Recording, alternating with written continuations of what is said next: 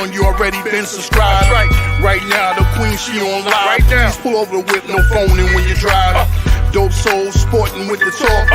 First lady from New York, Brooklyn. All my people, you rocking with the chat. Hit that. The like button would tell me where you at. You know, step from the MBK. Born and raised up MBK. Hey, real lady, where she holding it down. No matter way how you feel, she gon' greet you with a smile. Sister, you one of a kind. Yes.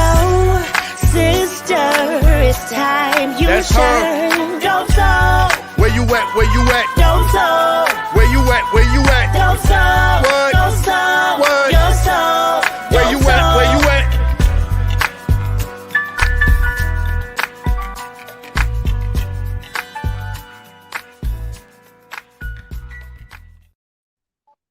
Salute, family. Oh, my lighting is not that great. All right, I'll fix that a little later. But salute, Knick family.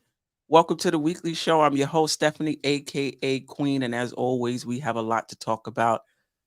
We are actually mid-season.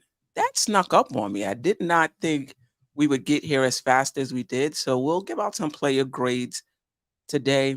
We'll talk about some newer trade targets or some more names that have come up associated with the Knicks. We'll talk about that, give our opinions on that.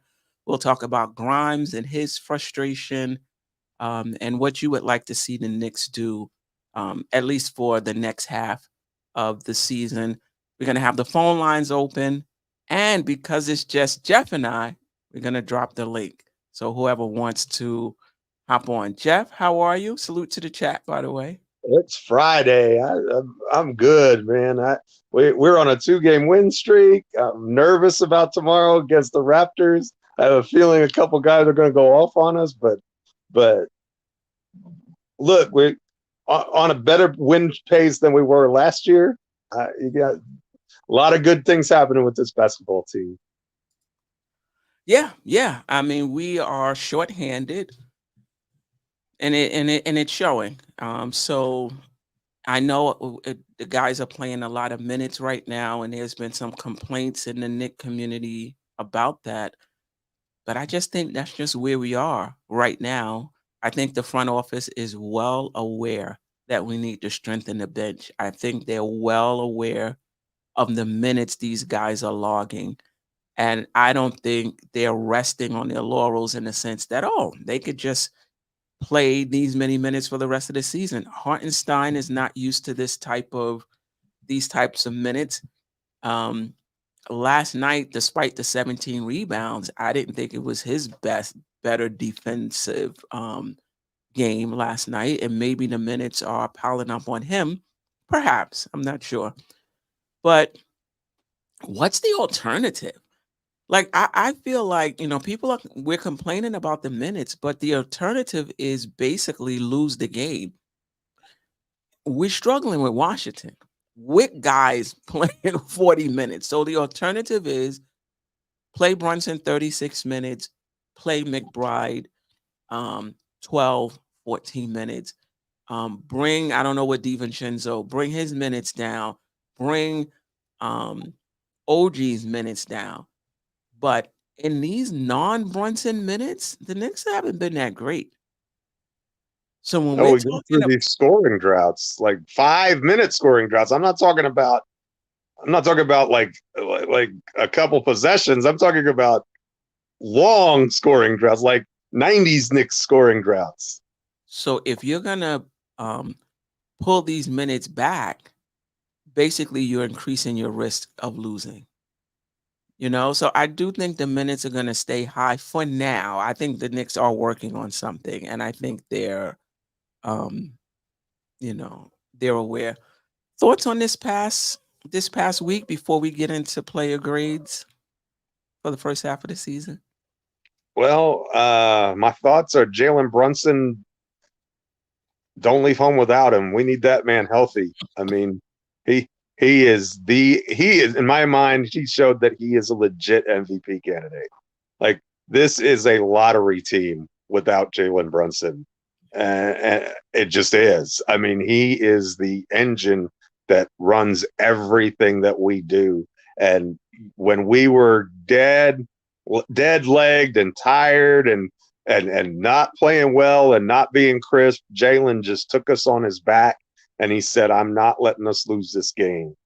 21 fourth quarter points and just the how he did it, like just some of the most impressive, incredible shot making that I've ever seen. I mean, some of that stuff is just like you're like, can he? No human should be able to even make that shot, and yet he makes it look routine, and he takes such a pounding and he just, he just keeps going and he just does it all. I mean, to me, I think he showed me that he's an MVP candidate, and I don't, I know he won't be in that conversation because he's too small, he's too this, he only plays one side of the floor, blah, blah, blah, whatever you want to say. But if you're going to make the case for most valuable player to his team, right, I think he's got to be in the top 5. Yeah, no doubt about it. Let's add some more participants to the stage. We got Jay Boogie, we got DJ Cash, and Salute. You ready, Pam?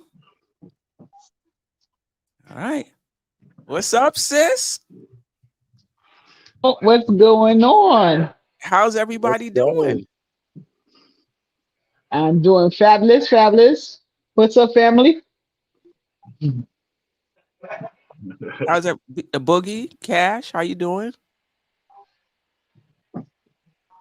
I'm great, sis. How are you? I just wanted to come up here and rock with you because I don't want you to never think you ain't got no support cast. We coming. We might be running late, but we coming. It's better to be late than never not to show up. How you doing? Blessings, health, happiness to everybody. Shout out, you know what I'm saying, to Cash. I'm up here with two of the ladies today. And what's going on, you know what I'm saying? My brother up there at the top, man. How you doing, man? Mr. Captain himself, man. Doing great. Yeah. Pam, we'll start with you, then we'll get to Boogie. Your thoughts on just this week. We're gonna do player grades. I don't know how long you guys are staying. You're welcome to stay the entire show, part of the show, however much time you have. But your thoughts this past week. My thoughts with them. I think it's like the starting 5 is fine. It's the coming off the bench, I don't know if they need more time, but we need somebody to come off the bench and score and just give them at least a break, like Right. 5-10 minutes and whatnot. Just a break, you can't be up like 10 and then all of a sudden it's like you're down 1 or you're there within 3. So Right. it's hard, And Deuce is, I mean, I love him, but he's not a point guard. He's a shooting guard in a point guard's body.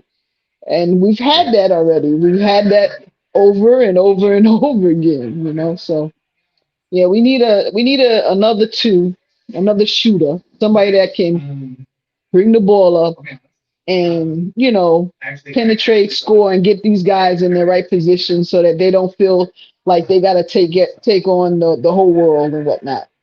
So that's my with them. I definitely agree with you, and you can't tell me the front office isn't aware that this bench needs some upgrading, and I'm with you. Deuce has been playing great.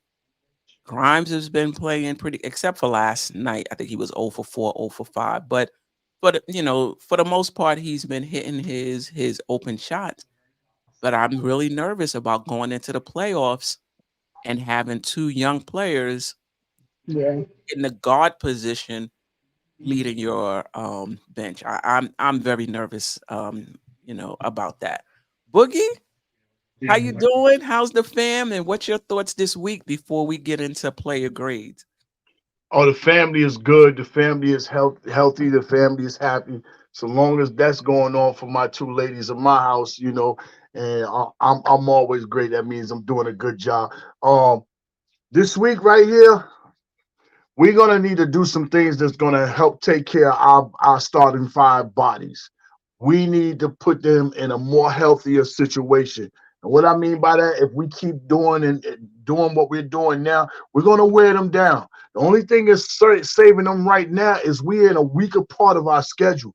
If this was a tough schedule coming up, after we just came through a tough schedule, you know what I'm saying? The early part, we'd probably tear them guys all the way down with about 25 games left, and they won't even be there, you know what I'm saying, to be able to fill out and finish out the season. But I do believe the office know they need to, you know what I'm saying, put some more things on that bench. You know, it's like to help and get them guys breathers. Not only help give them breathers, but that can come in and ball. You know, I don't want no breather type guys. Give me some guys that can come in there and make them guys be like, nah, I ain't got to go back in, you know. So that's what I'm looking for right there. But I'm happy where we sitting at, you know, right now. You know, we're in a good space, a good position right now. It's just that before that February 8th, which is right around the corner, I need to see a couple of more things happen for the team, for the roster, for the organization, for the fans and everybody, because you already don't set the tone. I'm getting ready to get rid of my young youth, and I'm getting ready to go veterans. You set the tone. Ain't no need to stop here. Continue on setting your tone. Follow what you lead, because RJ and Quickley, even though they're in New York tonight, they're in the building tomorrow, those young guys are gone. So continue on setting your trend. There's no need to stop. You can't get rid of those young guys and keep the young guys we got here. There's no way in the world you can do that. So I'm all right where we at. I just want to see them make some moves, and I believe some more moves is on their way coming. It's just they got to figure something out. But don't keep waiting. You keep waiting, we're gonna be like Donovan Mitchell was in Utah, miss out. Somebody gonna sneak in and grab something that we need. You know, so. And that's the thing.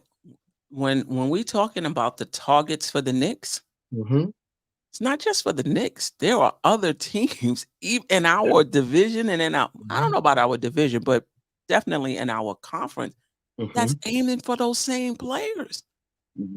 You know, so I think we have to, man, let these guys go out west. If we don't get Murray, or we don't want to pony up the 2 first-round draft picks, I'm not mad with the Knicks if they don't want to do that, but let them go out west to the Lakers. Don't let them come, you know, go someplace making it harder for us in the Eastern Conference. Already with Siakam going to Indiana, I definitely think that helps them.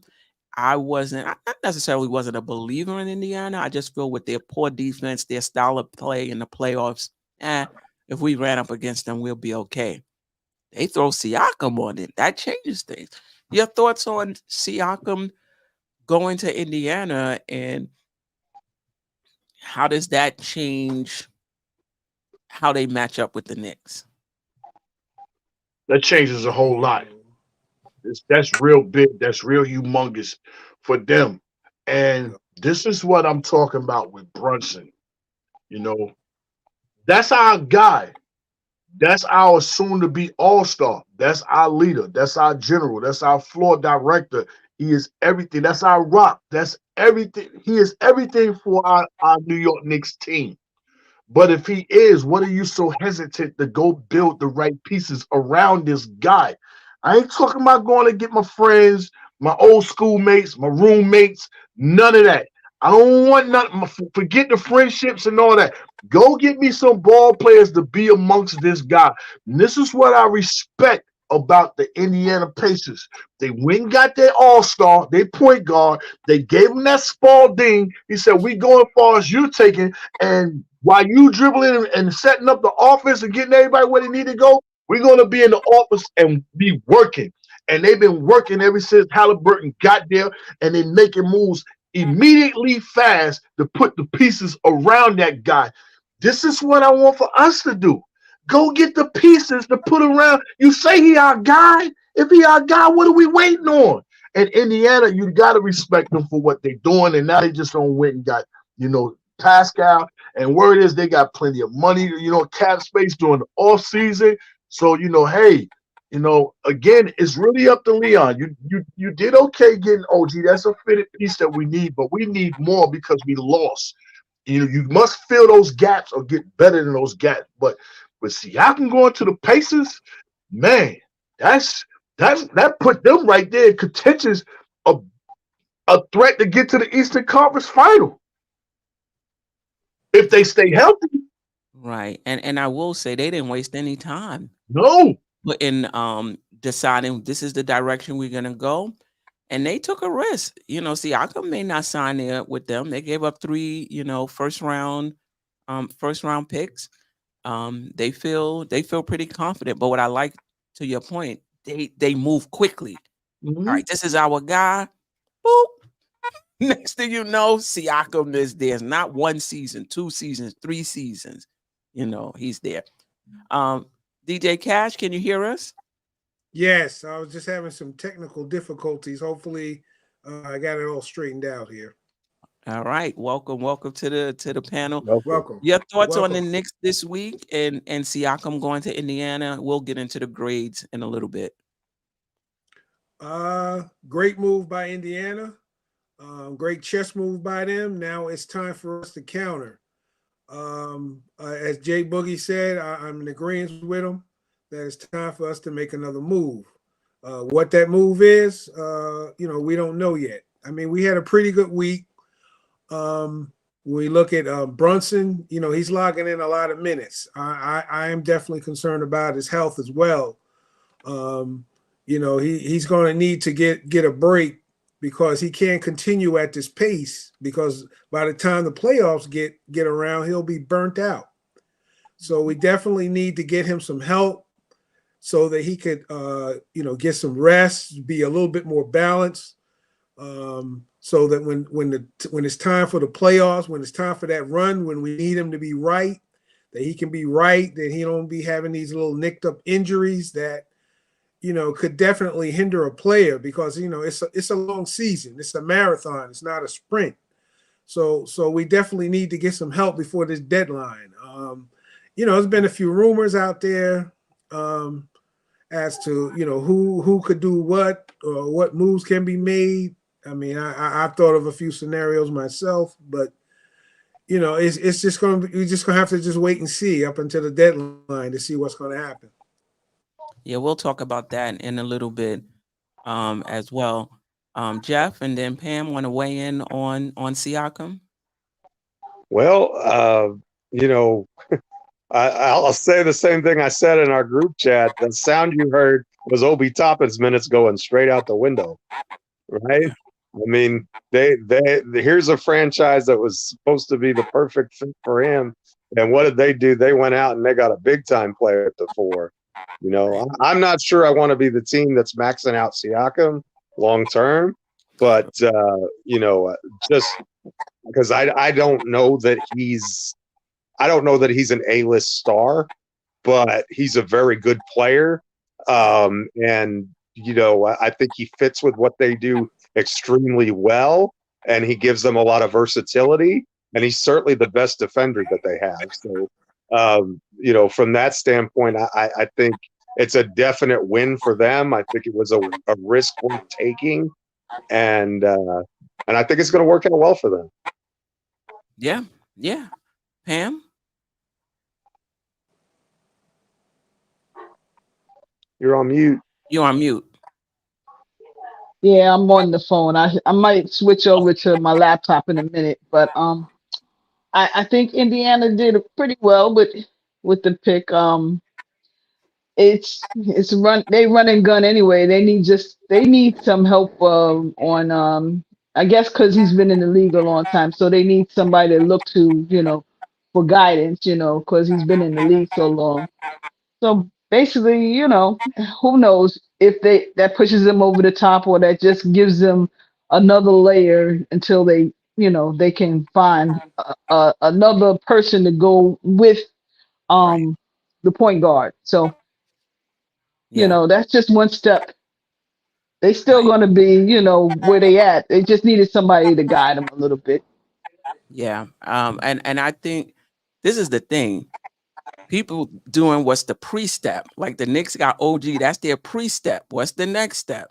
They got Siakam, in terms of building this team out. I'm pretty sure, this may be their move for this year, but I don't think this is their move forever, right? They're going to still, try to, add to their team.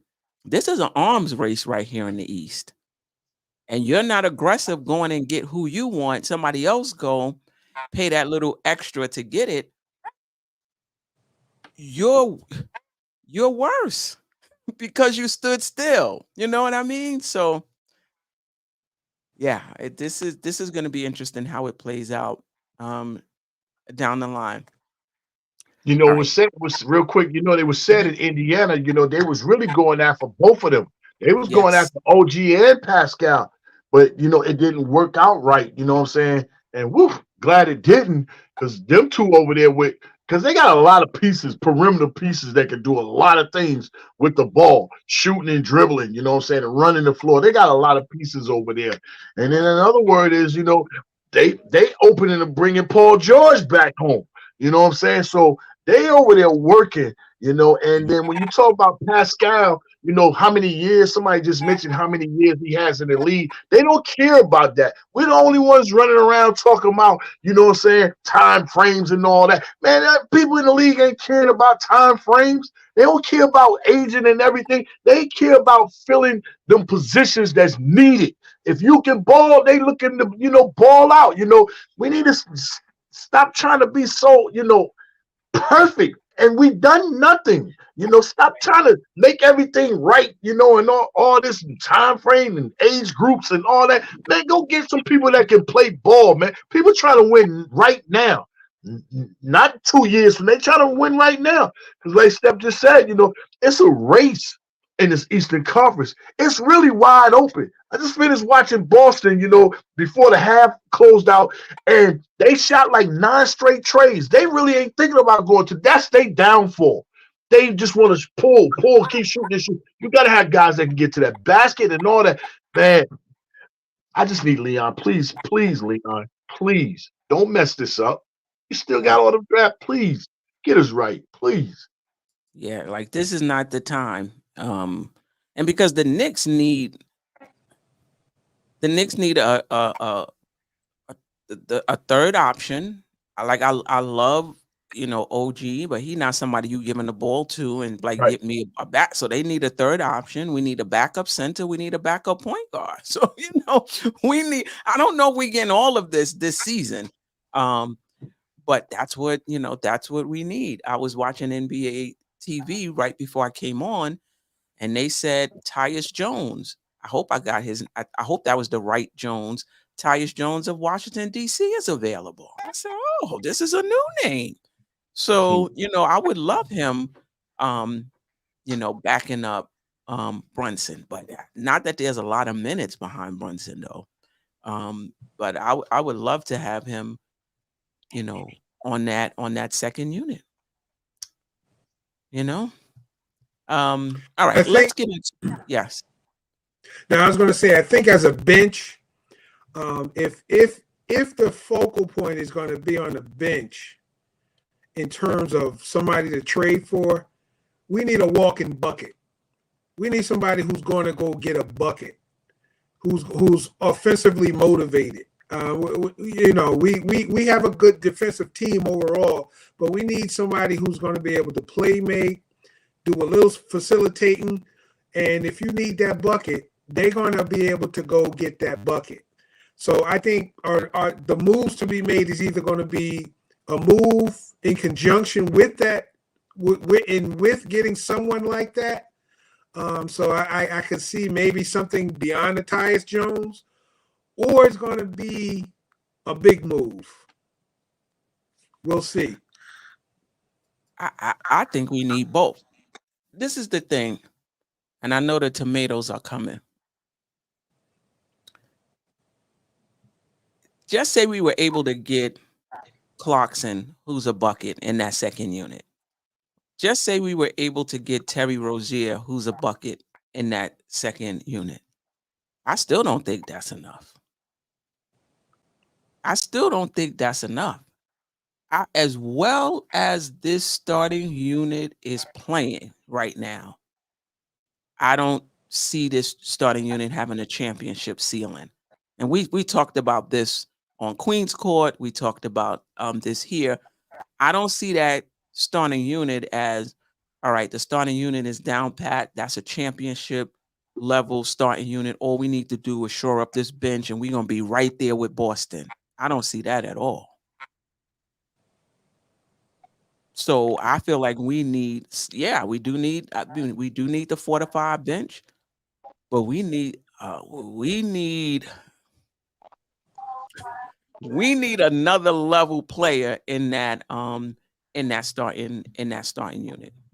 I had a thought that I was considering or was thinking about that actually I heard that someone mentioned in terms of a trade proposal.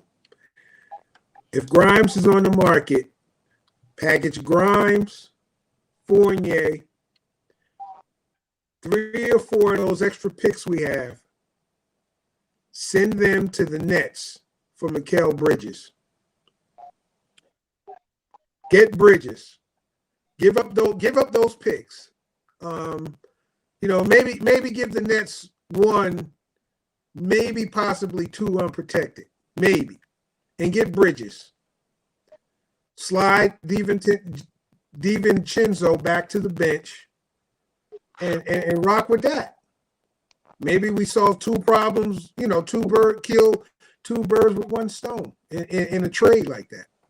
Yeah, there's some static coming from your mic, DJ Cash. It's slight, but it's still staticky. Okay. I'm not sure Brooklyn would do that, but I feel like Mikal is doing really well. I'm not sure he's a bucket. I know he can get his shot off. He can hit the 3. He can handle a ball. He can shoot off the dribble. He's playing really well over there.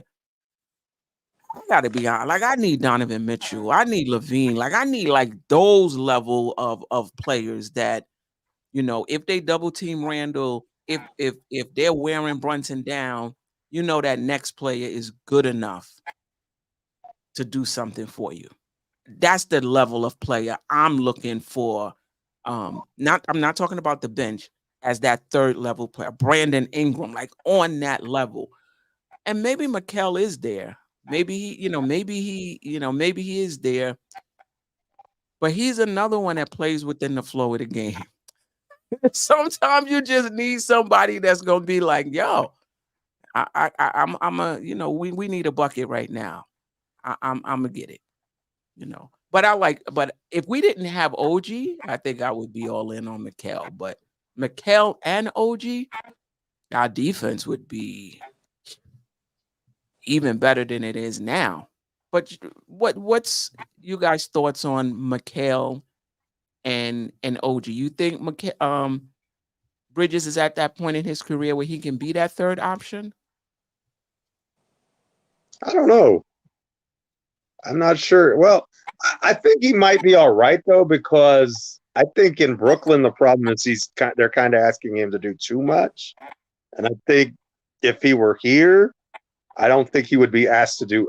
I think he would be asked to do a lot, but I don't think he would be asked to do as much, because I think that Brooklyn almost has him as their number 1 option, and he's definitely not that. But if you're putting him in a lineup that has Julius and it has Jalen, he's going to be able to cook, and then if you're talking about putting him in with the 2nd unit, I think he can score lead the 2nd unit and score too. So and he certainly fits the profile from a defensive standpoint. I just don't think there's any way. I don't care. We could give the Nets 8,000 first-round picks, and I don't think they want to. I don't think they want to deal with the Knicks, especially if they feel like he's a piece that's gonna bring us closer to a championship. I would be shocked if the Nets traded with the Knicks or anybody. Yeah, that's a good point though. Being a first option on Brooklyn is very different than being a 3rd option on the Knicks. Something that he's used to. He's a different player than in Phoenix, though. He's much more confident. He's not afraid to take a big shot in a big moment either. So I'm not mad. Let me read these super chats, and Boogie, if you want to comment, you can.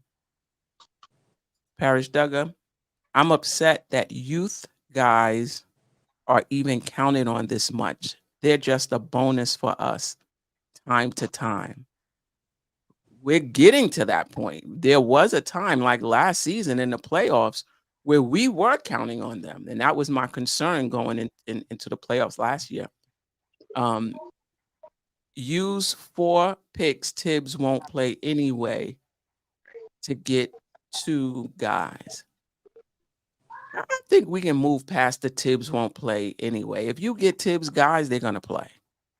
If you bring in a Fournier, they're not playing. So I think the front office has gotten that down at this point. Harris Duggar again, Indy wouldn't give up Obi, Geoff. Obi wouldn't give Obi up, Geoff, and gets 23 minutes a game. Yeah, well, I think that's on its way down with Siakam. I mean, how many minutes is going to be left behind Siakam? Maybe they'll play Siakam at 5 at times, and you know, to get Obi in there. But listen, Paris Duggar, we got our own issues over here with the Knicks. Wait, hold on. I'm trying to take that out. Yeah. We got our own issues over here with the Knicks. How that Siakam trade impacts Obi Toppin, I mean, I don't really care. Boogie, did you have anything to say about Mikal Bridges? Yeah, I can speak on Bridges, Mr. Bridges, real quick. You know, he come from a system where he was 3rd / sometimes 4th option, depending on how Ayton felt that night in Phoenix. You know what I'm saying? So when you come over here to you know what I'm saying, to the Nets and you playing for them, you know what he was doing. Everybody's like, "Ooh, wow!" You know what I'm saying? Man, he could be a number 1 and number 2 and all that. But all that went out the window this year because once people realized, you know, he the number 1. This is not last year. They didn't have time really like to, you know what I'm saying, zone all the way in. They zoned all the way in on him this year. So he's struggling a little bit. Yeah, he could come over here. He'd be a good fit, you know what I'm saying? But he's not that he's not filling that role. We need another ball handler. But when you say Donovan Mitchell, you know, slash DeJounte Murray, that's what we need. We need if we're not going to get a backup point guard, but if you bring in another guard over here, he has to be somebody that can handle that rock. And I'm not putting the ball in Bridges' hand, you know what I'm saying, the backup, you know, the point guards while Brunson is on the bench, you know, because that's taking away too much of the things that he naturally can do. But I like his game and everything, but I'm with you, Queen.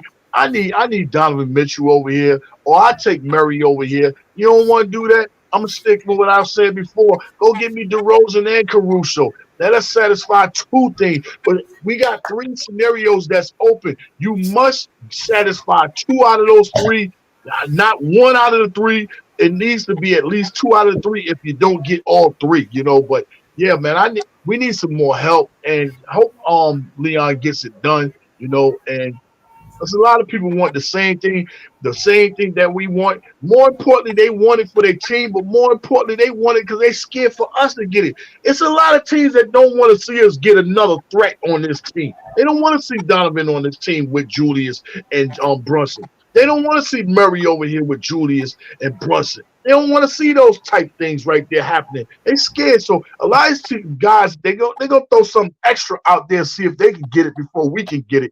And probably dismantle their team because they only have all the pieces to really go get something, you know. And a lot of teams is hog string. They just talking about doing something. But forget all that talking, Leon. Go get these guys. We ready. We ready. Halfway mark, we looking good. What, we 7 games above 500? You know, we winning at the crib. I think we winning on the road. You know, we winning in the division. You know, even though we got more losses against more top ranked teams, it is in the league that we have played, but we're still in a winning situation with a light schedule. What 10 out of our next 12 games is at the crib. You know, one of them is in Brooklyn. You know, we really at home right now. So this right here is going to make and break our season right here. Just in case we fall off towards the end, you must nail these schedules right here. These schedules don't come good like this for the Knicks, you know, all the time. You know, we be like, dang, they hitting us head. Why we got to have a work schedule all the time? No, this is our schedule run right here, right now. Starting tomorrow, Toronto. Forget the 2 straight wins. I need to smack Toronto and smack whoever. Denver, I need to smack them. Smack Brooklyn. I need to smack all these guys up right now. But you gotta go get some help because you're gonna wear these guys down. Wear them down. And that's the thing, Boogie. It's a favorable schedule, Yeah. but at a time when we're shorthanded.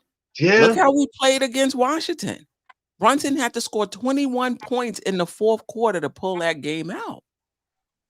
We're not looking good. We're not looking good at all. Coming off in no rest. He come off a tough 82 game schedule. He come off in what's that? 11 playoff games. And then, he went straight to the Olympic thing. And then he right back with the, Brunson, Brunson said it don't matter. I don't care about the points, no nothing. It's about winning games. So he's going to do whatever it takes to win these games. I feel you on that. But it's still going to wear you down. Whereas, where other people can be strong at the end, you know what I'm saying? But he said he built for it. I believe him. But still, I want some more comfort for him, man. I want some comfort for this guy, man. No doubt, no doubt. Right. Let's get into the grades. We do have another segment with trade top targets. I just feel like if we don't start getting into the grades, this is going to be like a 4-hour show.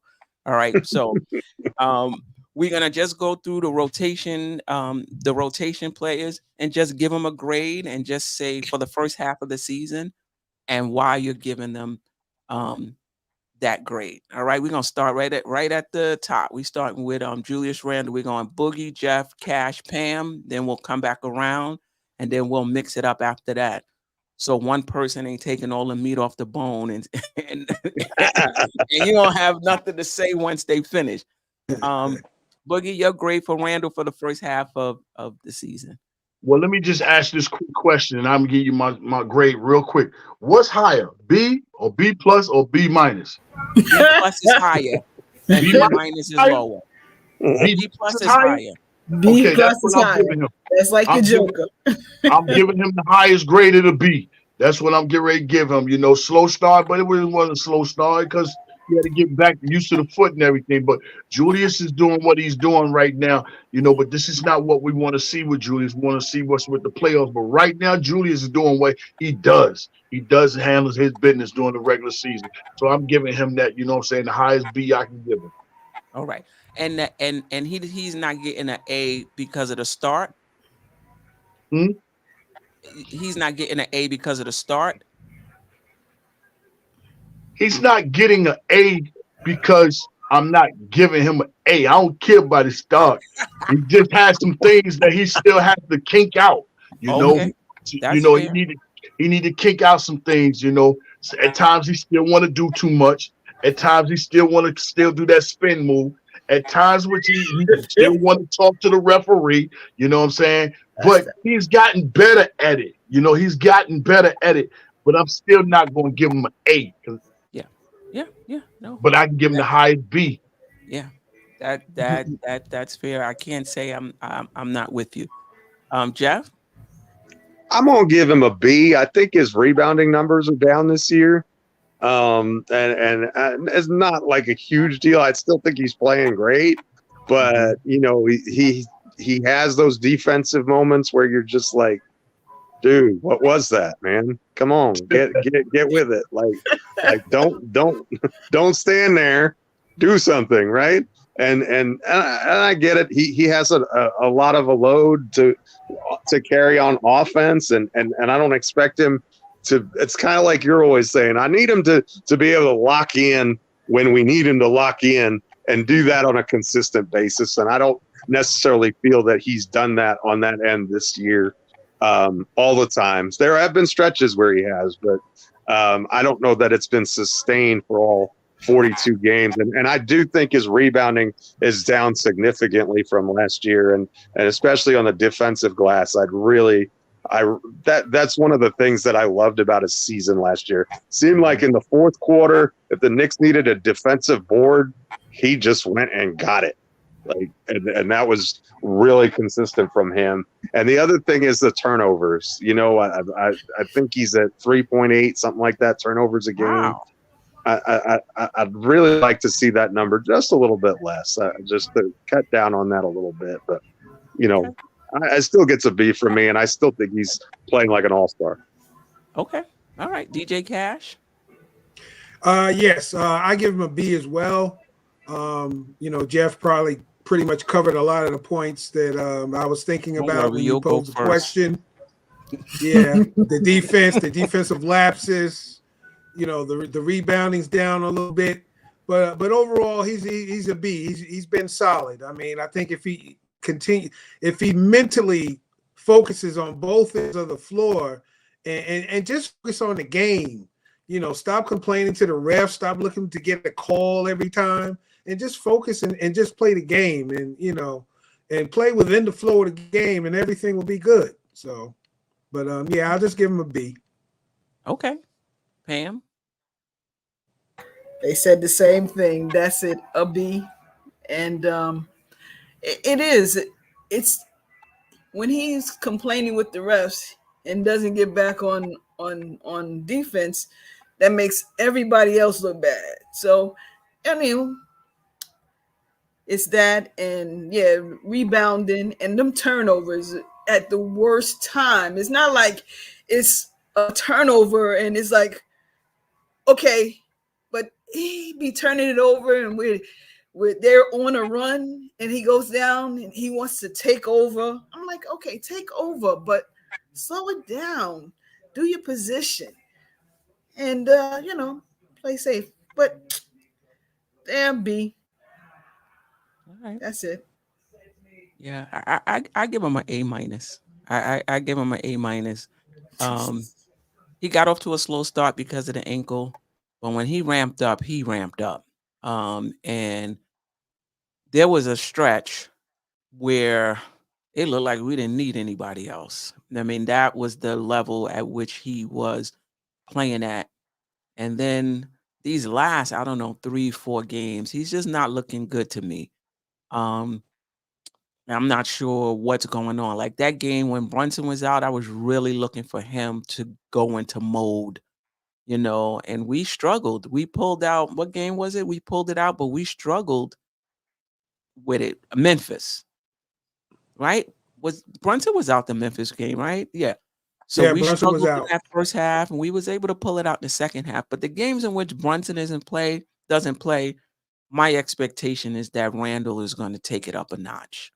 And, I didn't see that last night against Washington. Maybe it was just a bad game, but that was another game where he just didn't look right, to me. So, but for most of the season, it's been pretty good. And I agree with everyone about the turnovers at the inopportune times, some defensive. I'm not gonna even say lapses. Just I'm not even quite sure what you call it. On the defensive end, just deciding that I'm just not going to play defense on this possession. But overall, Julius Randle gets an A plus. Lately, I was like, I don't know, is the trade rumors getting to him? Because I don't know if it's clickbait or whatever, but there's been a few articles about um trading Randle, the Knicks really wanting to see him. They might move him in the off season, things like that. I'm like, is that getting to him? Maybe he's injured. I'm not sure. But these past 2, 3, 4 games um hasn't looked great. So I will say A minus. Let's see. We're gonna come back around with Brunson. We're gonna start with you, Pam. But I just want to see what the chat is saying. Trav B. Ryan, appreciate you. He's tired. Okay. Okay. Somebody's music is on. Randall's offense is an A, defense C, focus B, turnover D, overall B. Okay. All right. And also somebody said, JJ said a B. Julius Caesar also said a B. Dirty Dancer said, I don't think you can be an all-star and get a B. Okay.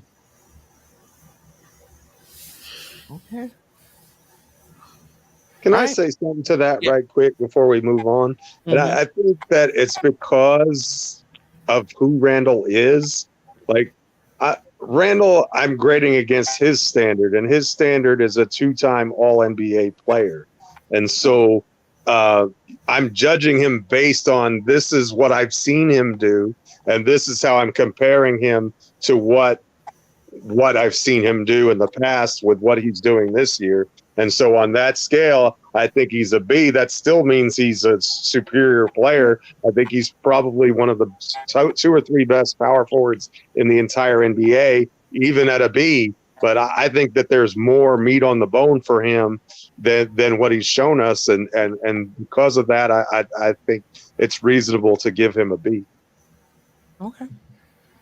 All right. Let's move on to Brunson. We're gonna go Pam, DJ, Cash, Geoff, Boogie, and then we'll mix it up after that. Well, Brunson is. I've been waiting for a point guard for I don't know how long. We've been waiting for a point guard for how long, and he has proven that he's a point guard. So I'm giving him an A.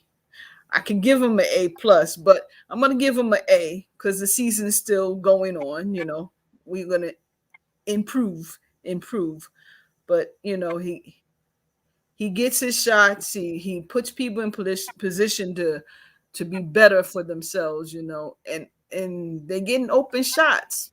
Now they just got to make them, but they're getting open shots. So I like that. Yeah, for sure. And I'll be putting some grades up while you guys are talking. DJ Cash? Yeah, Brunson definitely gets an A. A for effort. You know, his gameplay, his IQ. Though, you know, being of small stature, at least putting forth some type of effort defensively, you know, taking those charges. That's not easy on his body. And you know, and just his presence, all that he brings, you know, for the team. So he definitely gets an A plus. Make it a plus.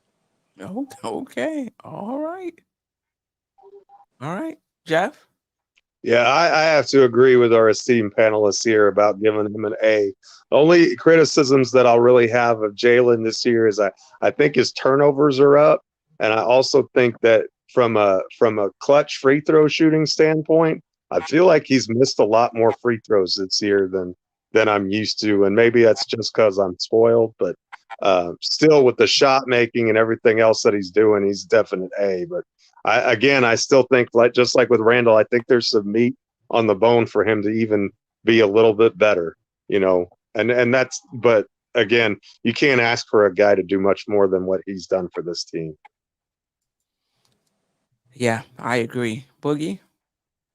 Yeah, I'm giving him the highest form of the A because he's came here and went totally against all the doubters. You know, he too small. He ain't fast enough. He can't do this. He can't do that. And then he showed them off, and he doubled it up by coming back this year and say, take this right here. You know, I'm on a snub mission right now. So, you know, if you ever could think or imagine in your mind what Hakeem Olajuwon could be as a point guard, this is what you have in Jalen Brunson. He got the best footwork it is in the league. I don't care what nobody say. His footwork is phenomenal, you know, and it shows that, you know, if he's not on that floor, it shows real big how much we miss him, you know. For instance, the other night, you know, when we played Orlando, we needed him that game, and that game we couldn't get over the hump with Julius. And if y'all notice in the All-Star ballot before that one came out, Julius was at 8, but after that game came and the new one came out, you know, the power forward over there, Orlando, he jumped him. He went to 8, and Julius went to 9, just on the strength of that game. But we need Brunson in all phases, and you know, I'm so happy for him. But you got to go get more pieces because people say he assists down, he get his assists up. You know, he show you he can deliver, he can pass the ball, he can get it to people. You know what I'm saying, that can finish and all that if they're going to finish. You know, but put the rest of the pieces around here. You know, around him so we can have that legit certified all-star point guard. But you know, he's still struggling to get in. And that's on New York. That's on New York for him to get in. Where's the endorsement deals? You know what I'm saying? Where's the vitamin milks and all that go around the world? You know, Dame's still doing this. He got his commercials and going on, but he ain't doing that. But it's what's being seen that's going to put people there. And I'm surprised being that we in a top marketplace, we don't have no marketing commercials and nothing going on for this guy. I'm really shocked at that. Jimmy Butler, he getting in on the strip for the daggone or the natural beer light commercial. He ain't played it all this year, you know. Got his hair all combed to the side and everything, looking like he going way up, then all this stuff. He gotta get some endorsements going on for our little king, man, so he can run his castle, man. Do what he gotta do, man. What do you want to see from Brunson? And I should have said this for Randle as well. We could go back to that. What do you want to see from Brunson for the second half of the season, if anything? Or is it just more of the same? I don't want to see no more politeness, though. If they ain't doing what they supposed to do, air them out. Talk you. He got to be more vocal on that floor for what he want. You know what I'm saying? If this is his Spalding, this is his team. He got to be more vocal with the team. There's no more, I need to fit in first and see how guys like and all that. I need him to be more vocal about what he wants, you know, as far as what he wants guys to go. Do more talking in the timeout. Do more talking when people shooting a free throw. They shoot 2 free throws, talk to the other 3 guys because one's shooting a free throw and the other, and y'all make 4. Talk to the team while the game. Don't talk to somebody when they make a bad play. Don't talk or pat somebody, give them 5 when they do something good. Talk to the team and get them up the whole time, man. He's like, Julius, he don't mind pointing out, yo, dog, what you doing? Get in this game. You know what I'm saying? You hear talk to somebody, but that's not his role because they look at Julius different when he be saying it. You know what I'm saying? Like when he told Josh, yeah, it's about time you make your 80 mil. It's about time you get the double. You know what I'm saying? They don't like what Julius said. Brunson need to be more of a talkable leader. You know what I'm saying? We following his body, but sometimes your words is going to remind somebody what they need to be doing, and that's what I want for him because he's doing everything else to me. You think Boogie? You think he's still tiptoeing around, or you think this is just his personality? Yeah, he's tiptoeing around. It's everything, it's your team, dogs. It's your squad. We going far as you going to take us. If you're healthy, that's the only thing that can stop us from following you if you're not healthy. But if you're healthy and you're on that floor and you leading us, that's good. But when people are not following what you're doing, you need to remind them, yo, come on. This is what I need from you. Big God, Julius, grab them rebound. I need you on the boards, defensive rebound. You heard the captain. You got to remind these dudes. You know what I'm saying? That's a lot. That plays another part of being a point guard. Not just passing the ball, not just shooting the text, not just making a big play. I appreciate the charges and all that. But outside of all that basketball stuff, this up here is what's, what I need you for. I need you to be able to think for other guys who ain't thinking. Right. Anybody else want to chime in on what you want to see from Brunson, if anything, in the second half?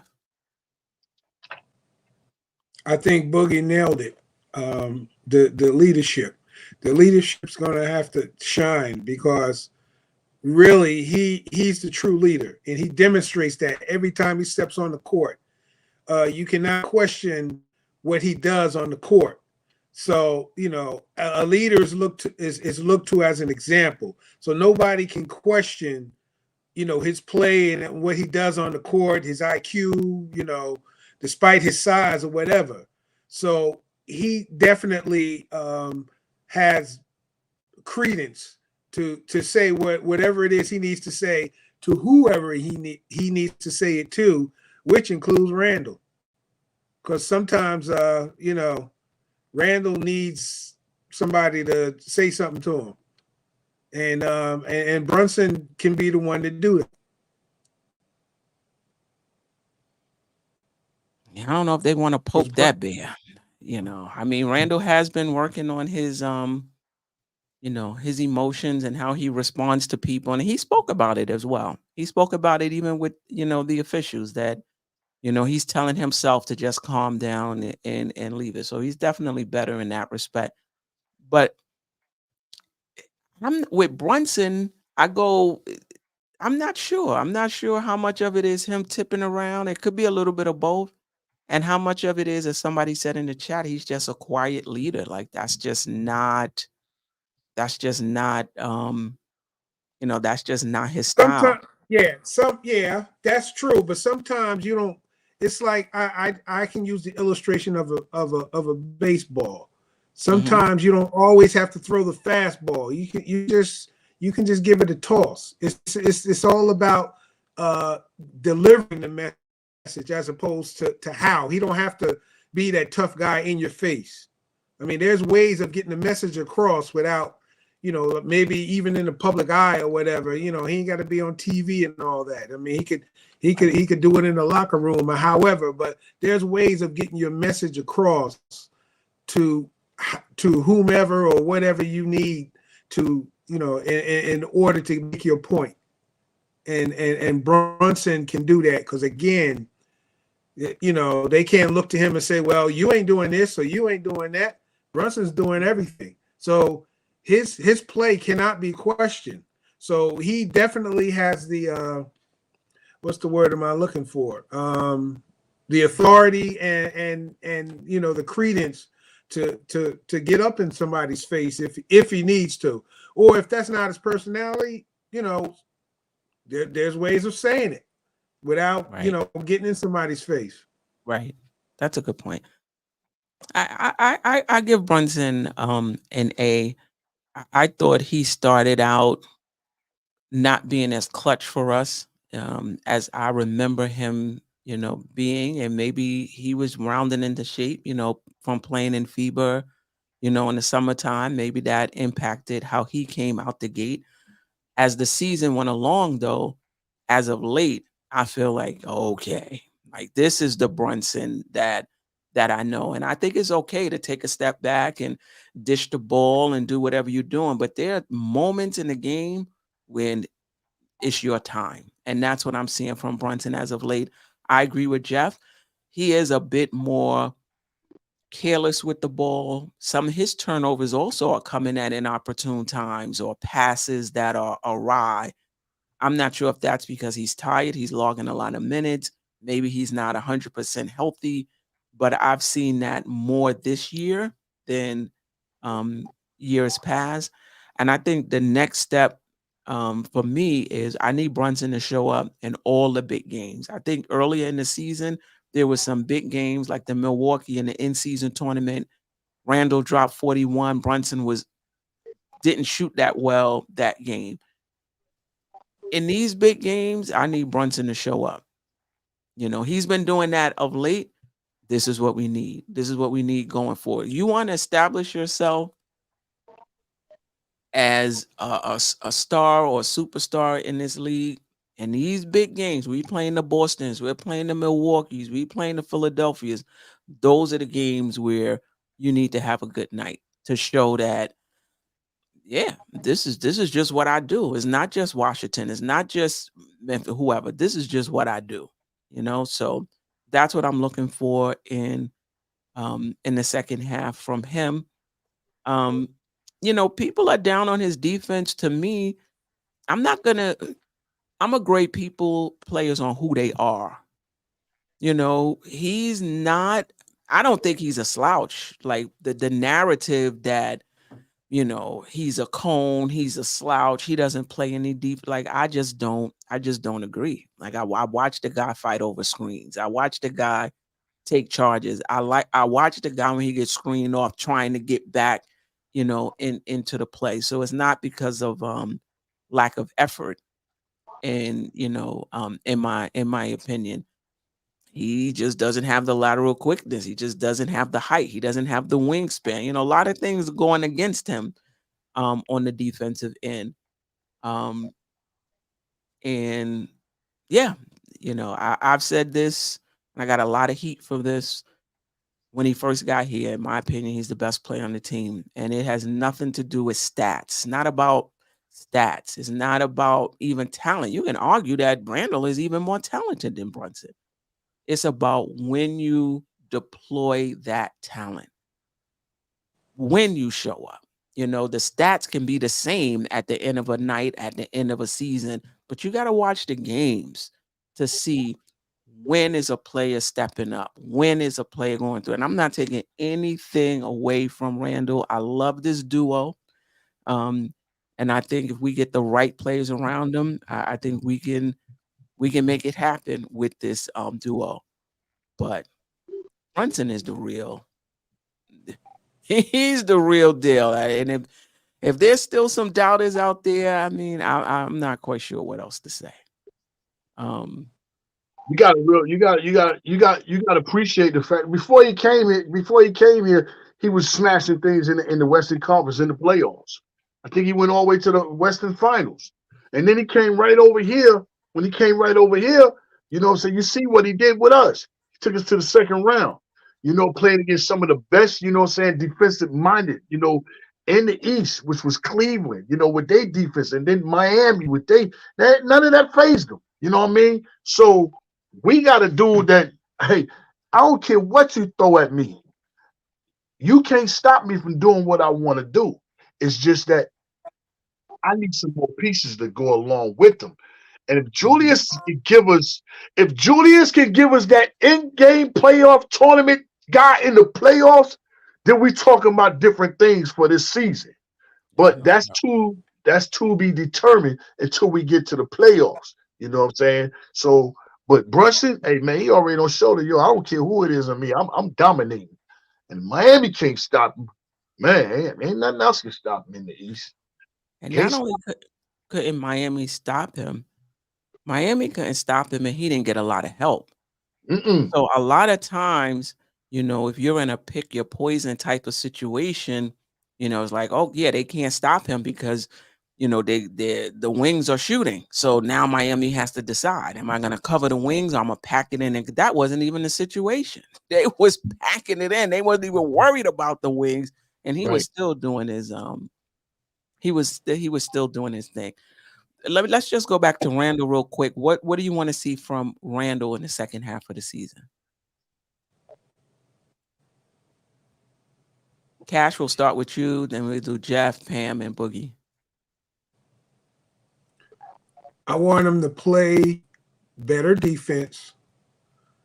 I want him to exert more effort in keeping his mind in the game, play his game, instead of just looking for the rest for to get a foul. Get down on that low block, bully your way in, because that's your game. Play to who you are, and don't let no one, the refs or no one, stop you. Just play your game and focus in on the defense, and be a teammate. Give up the ball. Sometimes you got to give the ball up because your teammate may have a better shot. So be a better team player. That's just a start. Anyone, whoever else can add to it. Okay. Geoff? I really just I like his shot diet this year. I want to see him continue to focus on the interior and that little shoulder move in the paint, that little 4-foot floater that he's kind of become like his, when he puts that shoulder on somebody, is good night Irene. You know what I'm saying? If he puts that shoulder, you cook, man. You done. And so I just want to continue to see that and continue to see him make quick decisions and play with pace and not hold the ball too long. I think when he gets in trouble is when he tries to overthink it. So don't overthink it. Just play your game, because when he's on, you can't stop him, and just be that bully in the post and that four that we know he can be, and shoot enough threes to keep the defense honest. But they don't have to live out there. Get inside and get those rebounds. What's your thought on the narrative that his rebounds are down because of Hartenstein, Ihart, Mitch, when he was here, was doing better on the with the defensive rebound? And your thoughts on that? It's possible. I like, from that standpoint, I will say this: if that's the case, if it's just the rebounds are shifting from one player to another, then I guess that's fine.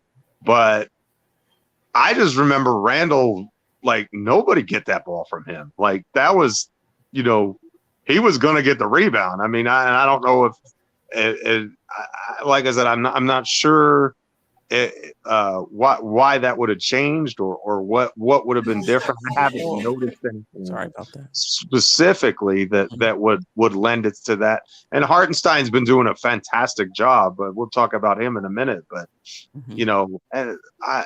is a guy who's been a 10, 11 rebound per game guy his whole career. Like I don't see any reason why he shouldn't be able to continue that. I don't, He would get it first, and then everybody else would get what's left. Yeah. Yeah. Pam, what would you like to see from Randle going forward? Same thing Geoff was saying, being more mentally into the game and don't overthink it. Just play ball and stop talking to the refs. Just leave them alone because they're human. And you continue to bang on them. They're not giving you anything. Remember when Melo used to come down and they was like, yo, you're big, you're strong. You need to make the shot. Make the shot. And then he'll give you a call. Make the shot. They'll give you a call. They did it with Jordan the whole time. He would go make a layup and give him a call. He just needs to be strong and just continue to play his game and don't worry about the refs. They will change their mind. If you just say something to him and then you go on about your way and don't show him up, he's gonna get a call. We not in the time to give him calls anyway. They give him more calls in playoffs than they do regular season. So, and the rebounding that he's done, sometimes it's just when they had that game where nobody could get a rebound, was it? Yeah. Magic. Come on, he was right there. He didn't even try for it. He just stood there. Sometimes that's just annoying when you're looking at it on like, yo, my man, get the ball. Oh my God. So get the ball, man. Play your game. All right. Boogie. Offensively, I love where Julius is at. He's playing a lot more wing down, more than anything. But I need you to get a little bit further down. I need you to be posted down. Post up on them blocks, especially when you got the little guys that want to check you, know what I'm saying, on the wing, and you want to turn your back up on them, you know what I'm saying, and 3, 4, 5 dribbles. That's too many dribbles. You know what I'm saying? You need to get all the way on the block and then have them give you the ball when you got one dribble to the basket. I like to see more of that right there. Geoff said it right. The captain said it right. I need you to clean that defensive board up. You know what I'm saying? Make sure we securing that basketball. But now Julius is Obi topping us. You know what I mean? You're leaking out, which I see it. I notice it. Since OG got here, Julius is running the floor like crazy. And he's been out, you know what I'm saying? We've been hitting Julius with a lot of fast break, off of rebounds because he's gone. He's leaking out, you know what I'm saying?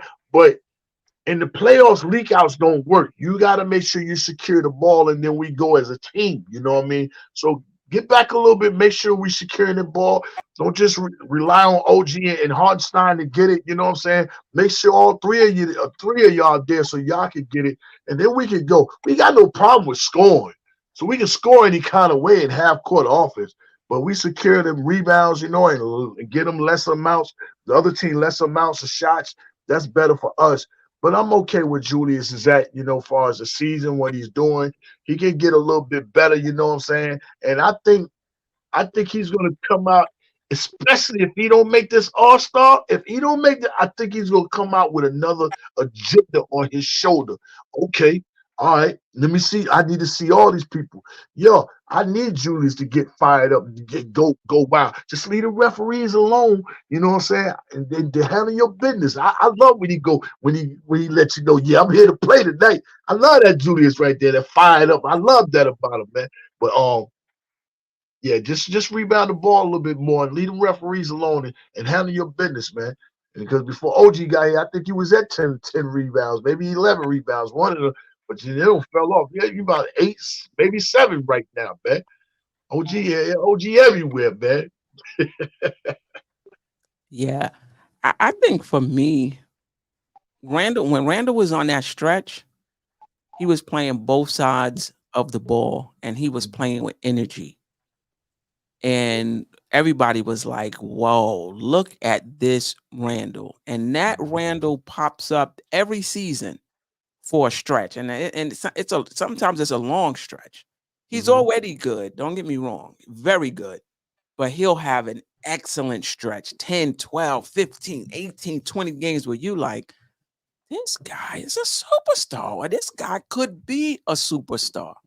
Right. What I want from Julius Randle for the rest of this season and the rest of his career, and I don't think I'm going to get it, is for him to really recognize how talented he is and to live at that level on those stretches that he's on, to live at that level.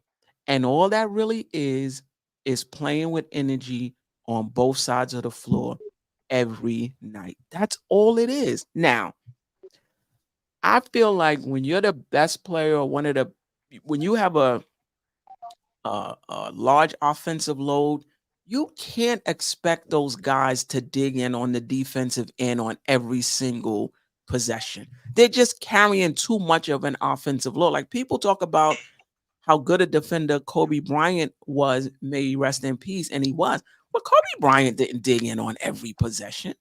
He didn't. He was carrying too much of a load. But there were certain times in the game where he would lock in. Crunch time, he was locked in. If they needed to get back in the game, he would be like, look, let me take so-and-so. So I'm not expecting Julius Randle to be a lockdown defender on every single possession. That's just too much to ask. But this deciding that you're just gonna stand still and just allow somebody to just go like that has to like you got to at least play team defense, be where you're supposed to be, and then there's certain times in the game where you really dig down. But what I want from Julius is to be the best of who he can be, and I feel like he'll be that for a stretch, and then something will happen, like when and this is just me. When the All-Star voting came, he was on a great stretch. Then that first release came out and he wasn't in the top 10. He had a terrible game that night. I said, I don't want to read too much into it, but I hope he not disappointed over not being in the top 10 and that's impacting him. You know what I mean?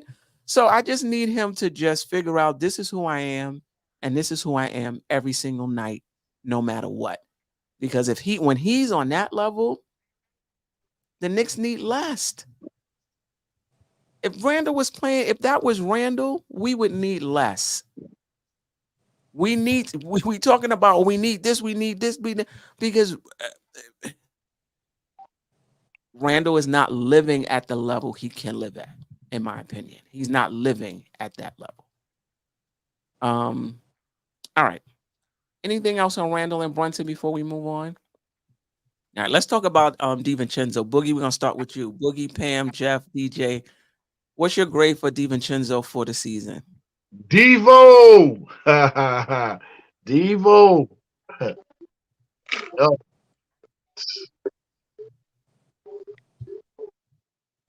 I'm gonna give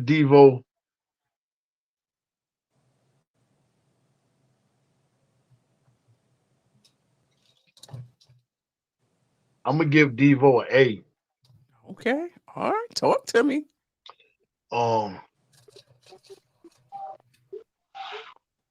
His game brightens up the locker room a whole lot. We have a champion inside our locker room. Light shows when he comes in there.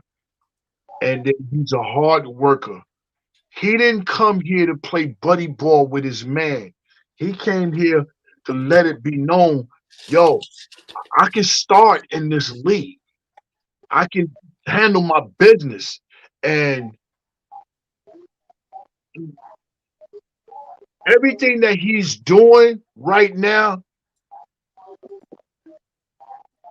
is what we wanted Grimes to be doing. Well, let me say, it's what I wanted Grimes to be. I didn't want him to have to take Grimes' spot. I wanted Grimes to be doing exactly what this guy is doing, knocking down them shots.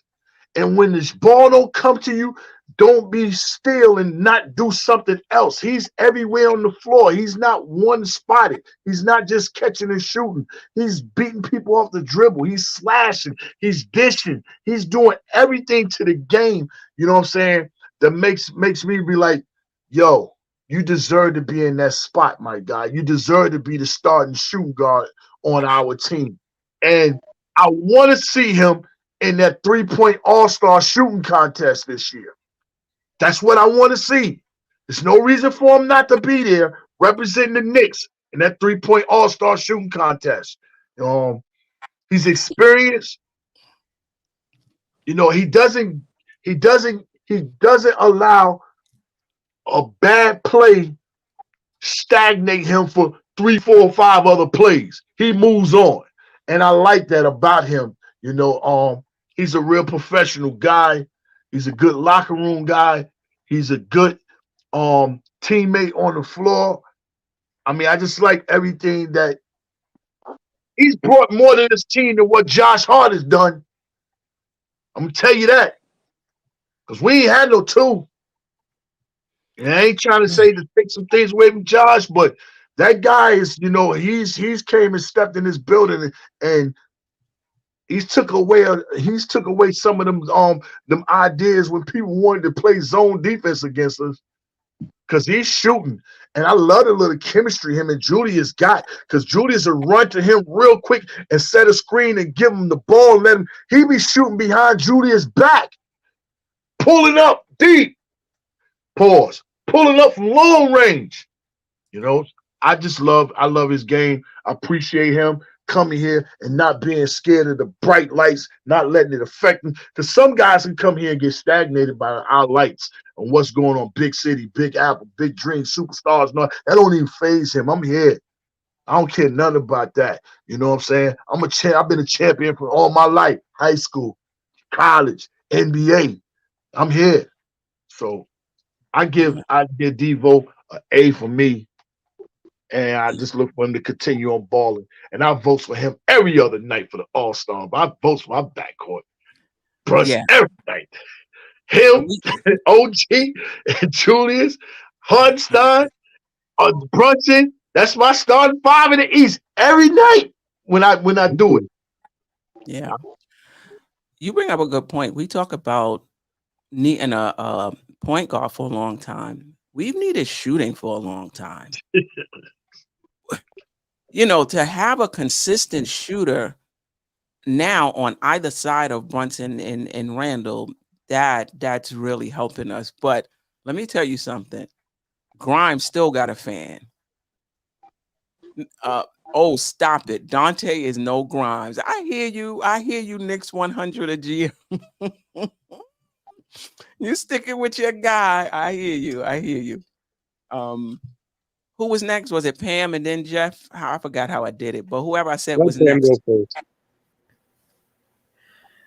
I give him an A also. He brings the energy every night, and he can miss a couple of shots, and it just brushes off. He comes back down. He do a good defensive play, and he comes back and put the ball in the hole, boy. I like it. Yes, we did need some shooters. So, yes. You know, and he takes pressure off of them, because they got to play defense on him also. You can't just pack it in. You can't just leave him alone, because if you leave him alone, he's going to put it in the hole. So that's the best part of his game. That's the best part of his game. Yeah, I agree.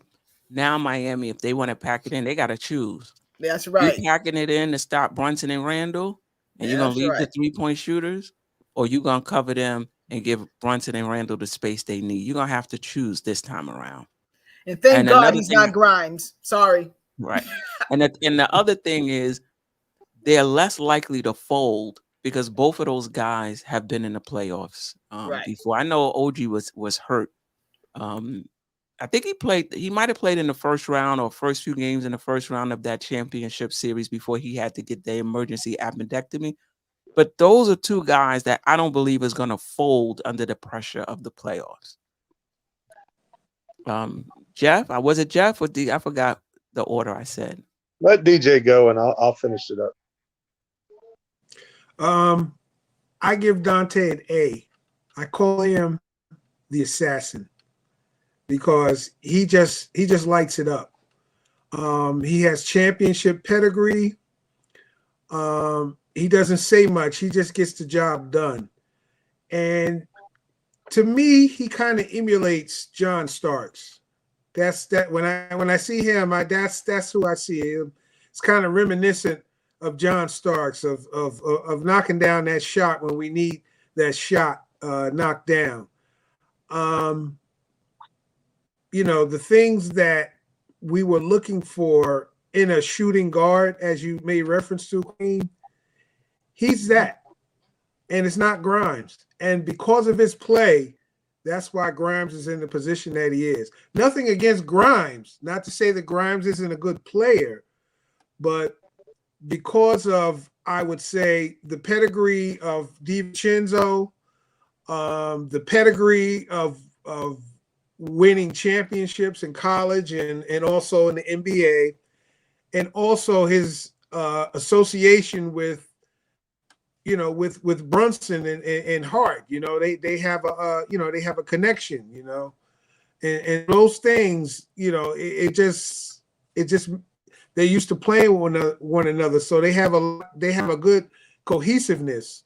And so when you add, you know, Randle and you add OG to the mix, it makes for a good starting five. And they balling out as a starting unit right now. They're really balling out. And with this schedule the way it is, we can put together some good wins and really extend our record. But yeah, Dante is definitely an A. He's definitely been an asset. He's done a lot of good things. Give him an A. I agree, Geoff. Yeah, I wasn't sure when we acquired him how I knew he was a decent shooter, but I didn't ever dream he was going to be this good. I mean, every time he shoots, I think it's going in. Like I'm shocked when he misses. It's crazy. Like I just expect it to go in every time. Like I don't remember feeling that way about a Knicks shooting guard since Allen Houston. You know, every time Houston shot the ball, I thought it was going in. Prettiest jumper I ever saw. I love watching Allen Houston for that reason. But yeah, DiVincenzo's terrific. I love his 3-point shooting. I think he plays the passing lanes really well. He's not always the best defender in my eyes. I think he does a decent job, but I think he can be a little bit of a weakness on that side, especially you know, on the ball. I think he plays the passing lanes really well, but if he's got to guard someone at the point of attack, I'm not sure that that's his strength at this point. And so I'm going to give him a B for that reason. But you know, he's been a revelation. I didn't think that he would supplant Grimes in the starting lineup, but he's been awesome. And what I like about him is it doesn't matter if he gets 2 shots or if he gets 10 shots, he's ready. You know, he doesn't require a bunch of usage, but if you feed him, he can go for 40. I mean, if he's on, he can go for 40. So he's something else to watch, and just keep shooting the ball like he's shooting the ball. That's all I have to say. And I love his IQ. I don't remember. Maybe it was DJ Cash said very high IQ ball player, just really heady player, and I love guys like that. So yeah, he gets a B from me. Oh, and one point I forgot to mention in regards to DiVincenzo, that I think that's probably has been a great aid to his shooting. Don't forget he was with Golden State for a year. He was around Steph Curry, and we know what Steph Curry can do. So I think some of Curry's rubbed off on him. So hey, that's good for us. Keep shooting. You know what, DJ Cash, he talked about that in an article I read today. He was working with the shooting coach, Weems, I think was the last name.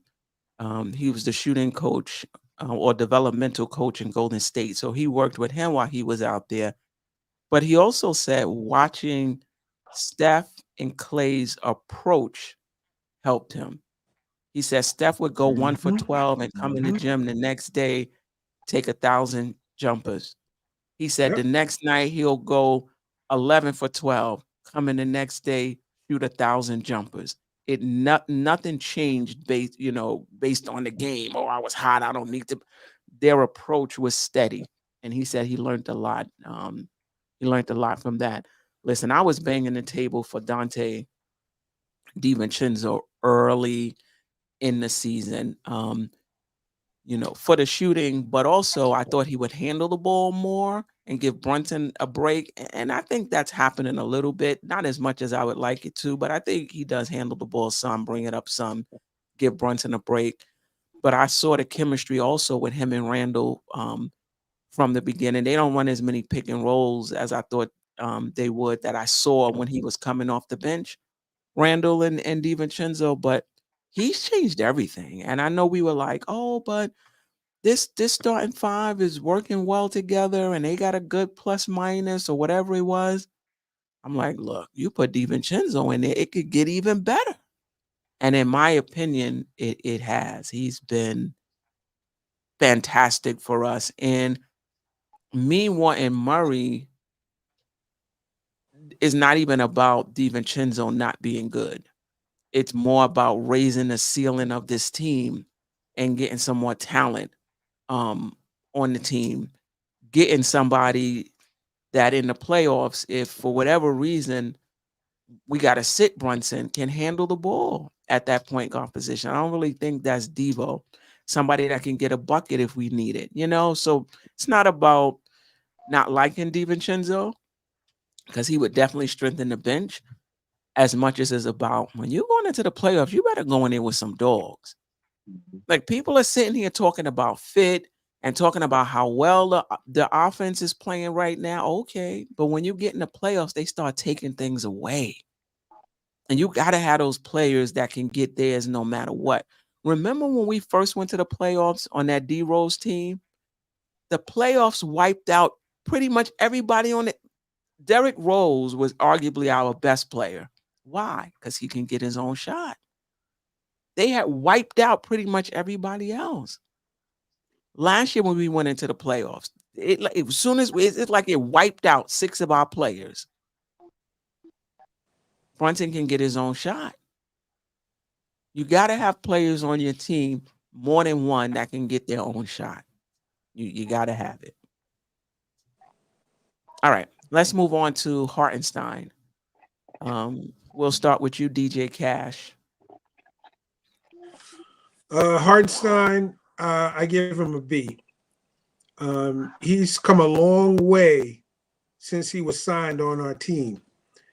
When he was first signed with the Knicks, he was notably going to be the backup, of course. Good passer. He has some good standard qualities about him. But since he's been thrusted into the role of a starter, his rebounding has gotten a whole lot better. He's improving on staying out of foul trouble. That's still a work in progress. He's helping to facilitate a little bit on the offense, because he's already had that already when he came to the team, in terms of being a good passer out of that high post. His defense has gotten a lot better. Wow. With the blocks.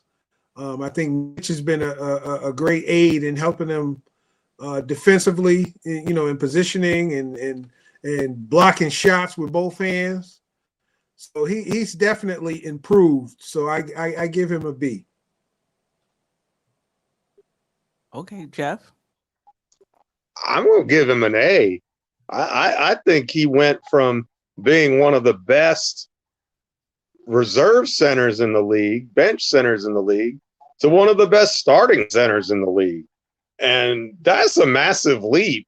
I mean, here's a guy who had, it's like he had these per 36 numbers that are like, yeah, you need to give him more time.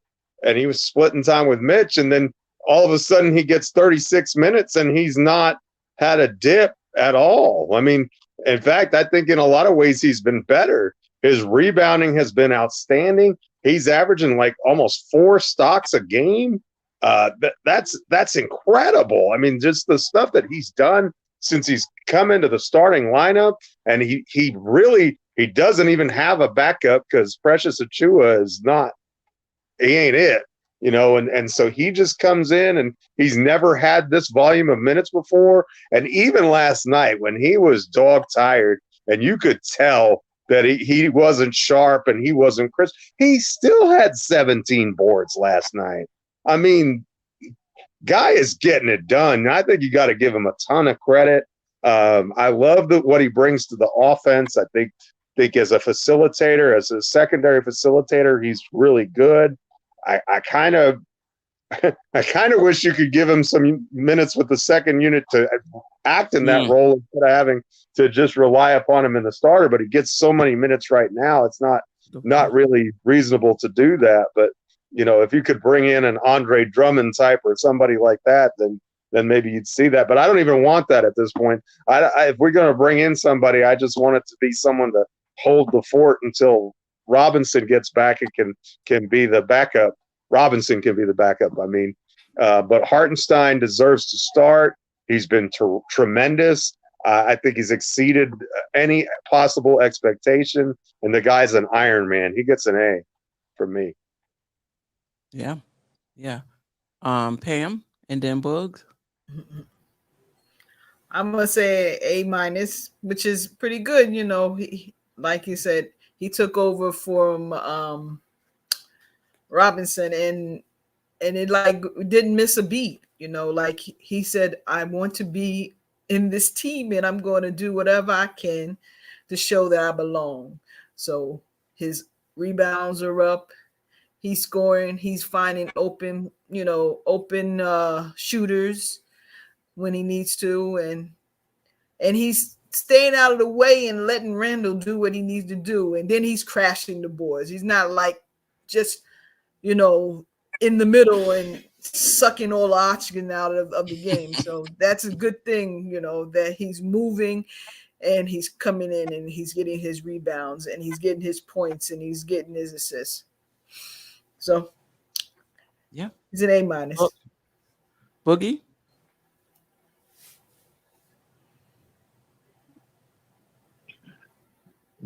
I'm giving the Terminator A. I call him the Terminator, and I'm everything that he's bringing to the table. I mean, you got him talking where his rumors are being spread to trade Mitch. That's how great of a job he's doing. And if he doesn't do what he's doing right now, a lot of that we might not even be in a position where we at right now. So much as we need Brunson is how much we really need Hartenstein, because when Mitch went down, only thing he had to adapt to and learn was learning how to control himself as a starter compared to him coming off the bench with the fouling situation. Right. Once he got accustomed to realizing I'm a starter and I can't be getting these dumb cheap fouls like I do come off the bench, he took off. And he's Windex cleaning that glass man, when the shot go up, you feel some kind of way when he don't get the rebound. You know what I'm saying? I mean, because I know he cleaning up. I mean, I spoke of it earlier. Julius become Obi Toppin now. He leaking out. He know he going to get it now. You know what I'm saying? But, man, Hartenstein is coming and fill the role and fill the position, you know what I'm saying, that was much necessary needed. And that's what you call doing your job. he's doing his job. You know, he's raising the stock far as his the money he can get next year. You know, decisions are going to have to be made come the end of the season on what we're going to do far as with Hartenstein and Mitch. You know, some people say, like my youngest Uncle Fulio, he don't want to see 30 million at the center spot. But it's proven that right now that man is needed. So what are you going to do? You know, it's okay to have a 2-1-2 punch, and they both bring something different to the floor. Really, on the offensive end, definitely. He's more of a passer and, you know, stuff like that. You know, he does different things from what Mitch does. But I love what Hartenstein is doing. As far as to the team was definitely needed. He filled the voyage that we didn't know what we was going to have when Mitch went down, because Mitch was having so much of a great season. Now you know, you almost kind of like forget about the great job that Mitch has done with what he's doing now. You know what I'm saying? But you need that 1-2 punch like that. I love to see both of them still here, and whatever check he gets this next season, you know, he's gonna be well deserving of it. He ain't coming off the bench. He ain't Nerlens Noel. He ain't none of them type guys. He coming in there handling his business, doing what he got to do, letting you know, I got your back, big homie, while you getting right, man. So shout out to Hartenstein, man. Shout out to that dude doing what he doing, man. And honestly, yo, he's one of the great guys that you can talk. You know, sometimes you can talk to guys, you know, at the game, you know what I'm saying? And they might just like nudge their shoulder. They might not want to be bothered, but man, anytime I see Hartenstein, man, or talk to him, man, he always speak to the people, man. You know, he's a good people's person, man. I like Hartenstein, man. Great job he's doing, man. I'm riding right along with the captain, giving him an A. Do you And get think those like buttons up, please. I know Angie ain't here to say that, but let me say that. Yo, get those like buttons up, man. I just cut my laptop on. That's why when you was calling, I'm trying to figure out what's going on in you know what I'm saying, inside the services. We need to hit them like buttons, please, man. We're the only thing jumping at this hour right now. Queen Show, man. Dope Show. we got 142 in the chat, 68 likes. Let's get those likes to 100 within the next 5 minutes. Yeah. Do you think with Hartenstein, he's having a good run, or is this who he is? Pam and Geoff are muted. I believe it's him, because you could see that when he was coming off the bench, if he had more time, because whenever Robinson was in foul trouble, he seemed to step in and like we wouldn't miss a beat. Mm-hmm. Yeah, it's him. I agree. I just think well, and Thibodeau even said it. Like he was, you'd ask him about Hartenstein, he'd be like, we got to get this guy on the floor. But then he's, you know, he loved the job that Mitch was doing too. And, you know, you only have so many minutes at center. So, you know, but yeah, I just think it's a guy who's coming into his own. He's finally got an opportunity. He's healthy. He's got a three who helps protect the perimeter where he doesn't have to work as hard, you know, on switches and drop coverages and those sorts of things. So he's really able to focus on the things that he does best, and he's really maximizing his opportunity, and he's gonna get a good sized paycheck from somebody, probably us, I think. But he's definitely gonna get paid this summer. Yeah, no doubt about it. I don't think he's an anomaly. I think this is who he is. His comments have mentioned. Also taking in respect his age. He's now starting to get into his prime. So this is who he has become, and this is who he's going to maintain of what he's going to be. And he's a solid player. I hope that, come the end of the season that he's rewarded, with a good contract so that we can keep him. Just as it has already been mentioned, I kind of like the 1-2 punch. Each of them, brings a different thing to the table. Some things are the same, but there's a few different things that, that each of them brings to the table. So, hopefully, we have enough where we can manage to pay for both of them, because I know that, Hartenstein is definitely going to be a hot commodity on the market this coming year. And so I'm hoping that we're able to keep both of them because, definitely it's been a great asset to the team. Yeah. Even before, if you saw his splits, his per 36 throughout his career, it's always been good. His defensive rebounding percentage and his offensive rebounding percentage has always been good. So I think, as someone said in the chat, he's just getting his opportunity to show it. I'm giving iHeart an A+. I think what him and DiVincenzo really transformed our offense. Really, we have a modern day offense because of those two guys. So I love what he does for us offensively. He spaces the floor. Obviously, he's not a three-point shooter, but you got to guard him. You can't roam. If you're defending iHeart, you can't roam. You can't double team. You can't lay off of him. You got to play him. He also moves the offense along. He has really good vision. So it's not like he's going to get in and it's just going to be a dribble handoff. No, it's going to be a backdoor cut. He might be able to spot somebody along the three-point line for a shot. So he really transforms our offense. He's a really good offensive and defensive rebounder. Because remember, Mitch is elite offensive rebounder. iHeart is very good. I haven't checked the stats. I don't think he's elite. Mitch was averaging like 6. Like, he was on his way to being a part of history if he was able to continue that. But iHeart is a very good offensive rebounder in his own right. And we haven't really lost a beat. I think I checked it maybe a week and a half ago in terms of second chance points. I think we might be down 1 point, and that was a week and a half. So we've really been able to maintain. His defense has gotten better. His rim protection has gotten better. His the block shots has gotten better. And I think also with OG coming, that really helped Hartenstein as well, because before he was like in the firing squad.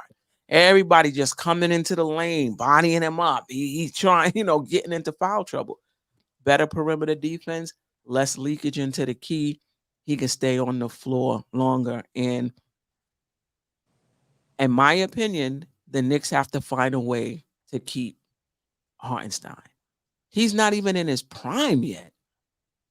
So he's giving you the defense. He's giving you the rebounds. He's giving you the offense. And let's not forget the free throw shooting. It's close to 70% as well. So, in my opinion, you can bring the tomatoes. I'm keeping Hartenstein and I'm trading Mitchell Robinson, because I think he's doing everything Mitchell Robinson did, maybe at a little lower level, but also bringing, just transforming what we're doing on the offensive end. And we could take that extra money and fortify our bench, take that extra money and put it toward a star player, as opposed to having 2 centers at $30 million.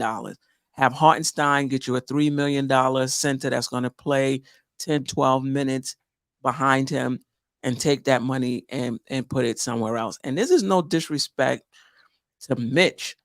So saying I want Hartenstein doesn't mean that I don't recognize that Mitch is an elite defender and was having a defensive player of the year season, or at least a first team, all NBA defender. I'm not taking anything away from Mitch.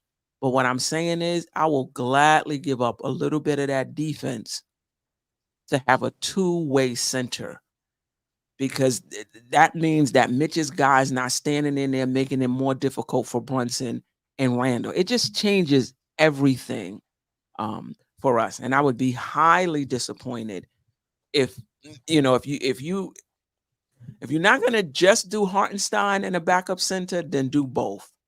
But you can't let Hartenstein walk out the door.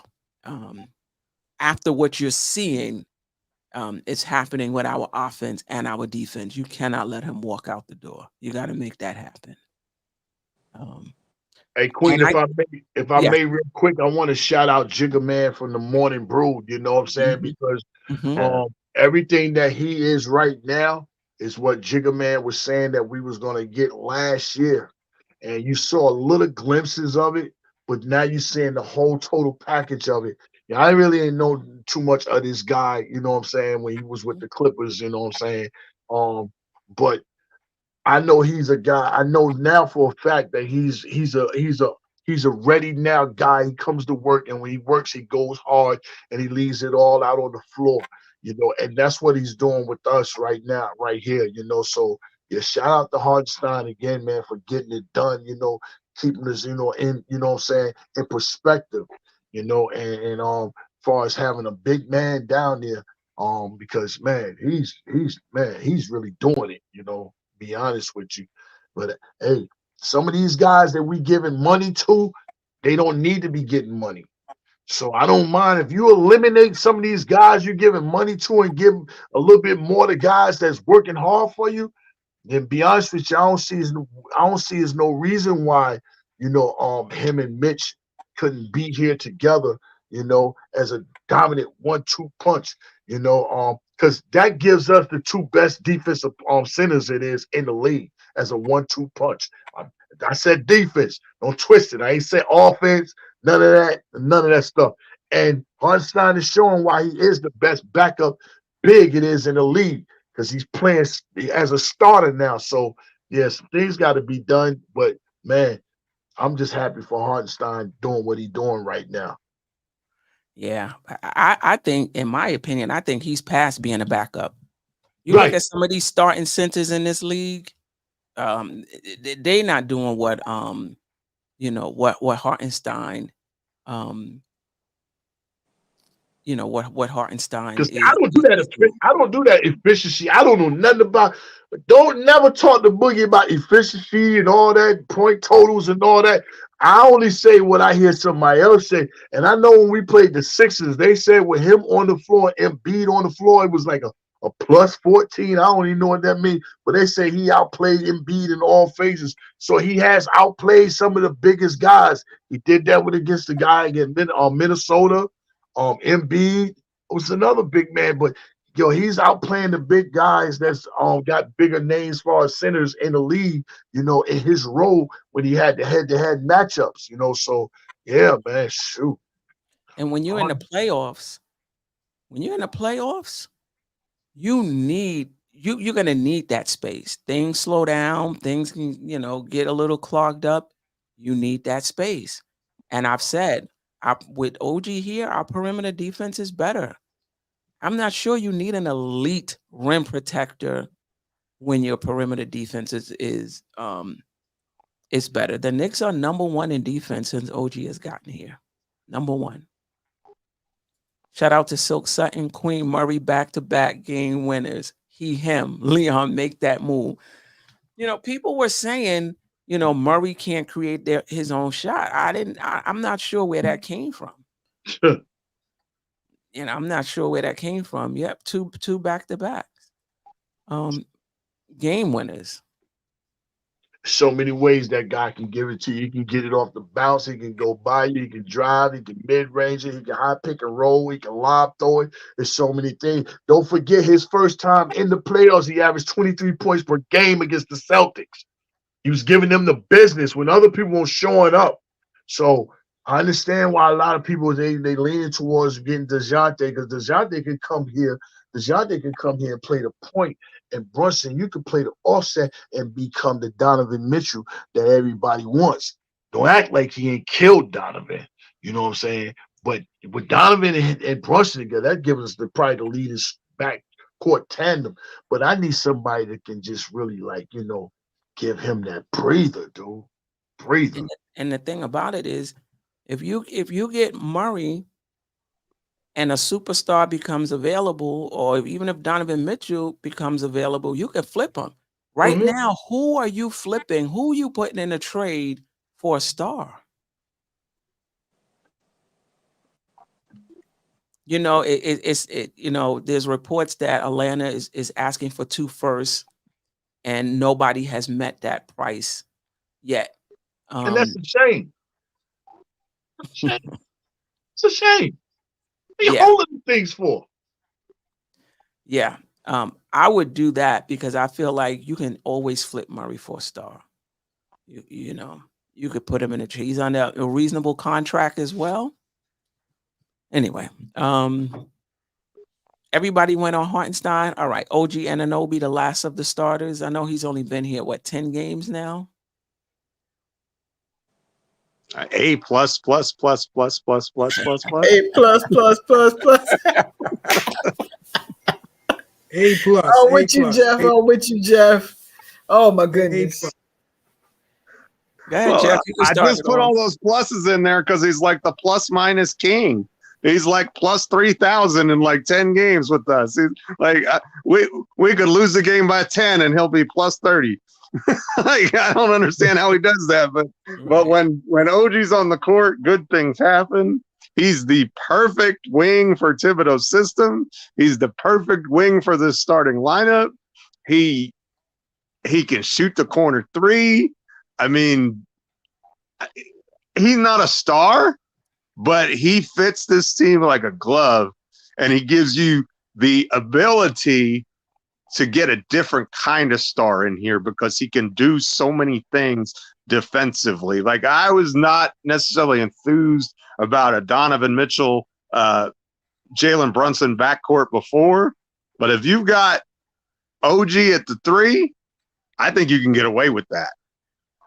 Because I think he's so good defensively, and he's so good at the point of attack that you can do that now. And it's not just him either, by the way. I think he gives you a lot of flexibility in how you want to build your team and your lineup because he does all the dirty work. He makes all the hustle plays. He's just, I mean, he is the perfect prototype 3-and-D wing, and he is the best wing defender this team has had in I don't know how long. I mean, maybe he's I don't know how Latrell's pretty well, maybe, and I think he's better than Latrell, but as far as defensively is concerned, but he's just unbelievable the way that he can lock down, the way that he recovers, the way that he covers 1 through 5. I mean, he provides so much versatility. He does. I mean, yeah, I'm a huge fan of what OG brings to this team. Yeah, and we're seeing a little more, not just hitting the corner 3, hitting the threes above the break, driving to the basket some. So we're seeing a little bit more offensively. Boogie? It's the first letter of the alphabet. Listen, hey, Tom has got his Luau Ding back. That's what he is. He's his Luau Ding. His number is 3. His wing player. His wing player can knock down shots. And this guy right there, he takes so much off of, everybody else. And he protects everybody. At the same time, he's checking the best wing player on the other team. He's still watching the other guys, on their defensive set, just in case he need to help out.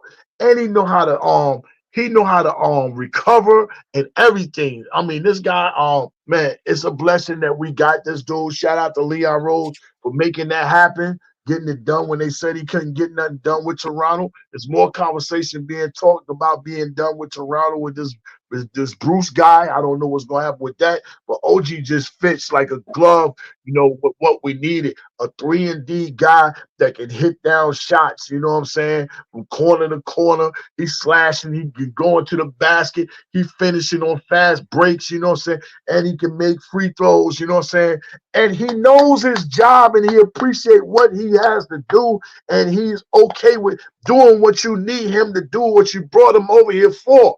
You know what I'm saying? He understands that. And he's feeling like he's really starting to feel at home.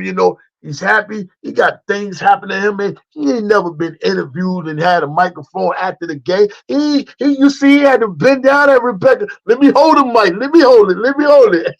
You know what I'm saying? But yeah, I love the move we got with OG, and the icing of the cake is soon to come.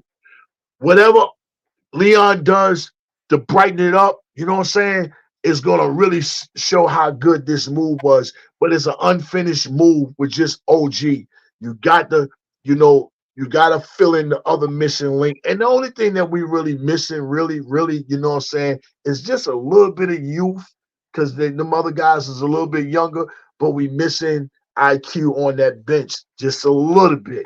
Just a little bit. But far as in that starting rotation and where we was giving up points and everything, all that all came down. Captain on said we a top ranking defense. And that's OG. And tell Toronto, you would never see my face again. And Anobi, oh no. Had rest in peace to Black Rob with that right there. Any concerns that he's Boogie offensively? Is this what you expected from him, or you was expecting a bit more from him offensively? Not necessarily in terms of points, but just in terms of approach and offensive skill set. Make the shot when he's passing, he's open. Don't be scared. Don't hesitate to shoot it. He's doing that. That's what I know he's good for. Slashing and catching the ball and finishing at the rim. That's what I know he's good for. I don't look for him to do anything else. I don't look for him to get the ball on the clear out at the wing, taking you off the dribble. But he's sure he can do that a little bit, but that's not his game. I love the fact when he sticks to the strength of his game, which is defense, rebounding, and knocking down that shot. That's what stands out for me. Anything else he does out of that, you know what I'm saying, is a plus. But you don't have to do something that you don't naturally do to try to make me feel different, make me like your game even more. I love his game just like it is. And whatever he do outside of those things, that's a plus. But I'm good with what he is, you know what I'm saying? And no, it's not a big three. We still got a big two with a plug. A plug. Tatum, come here. I got somebody for you. You know what I'm saying? If I had to Giannis, come here. I could play you a little bit differently and let Julius punish Middleton. There's so many things you could do with this guy, man. And you see them when playing Maxey. I don't really want him checking Maxey, though. That's why DeJounte will be so fitted with that right there. You know, when he could guard and then OG can check the wing. But you know, OG, man, it's a match made in heaven in Madison Square Garden. DJ Cash and then Pam.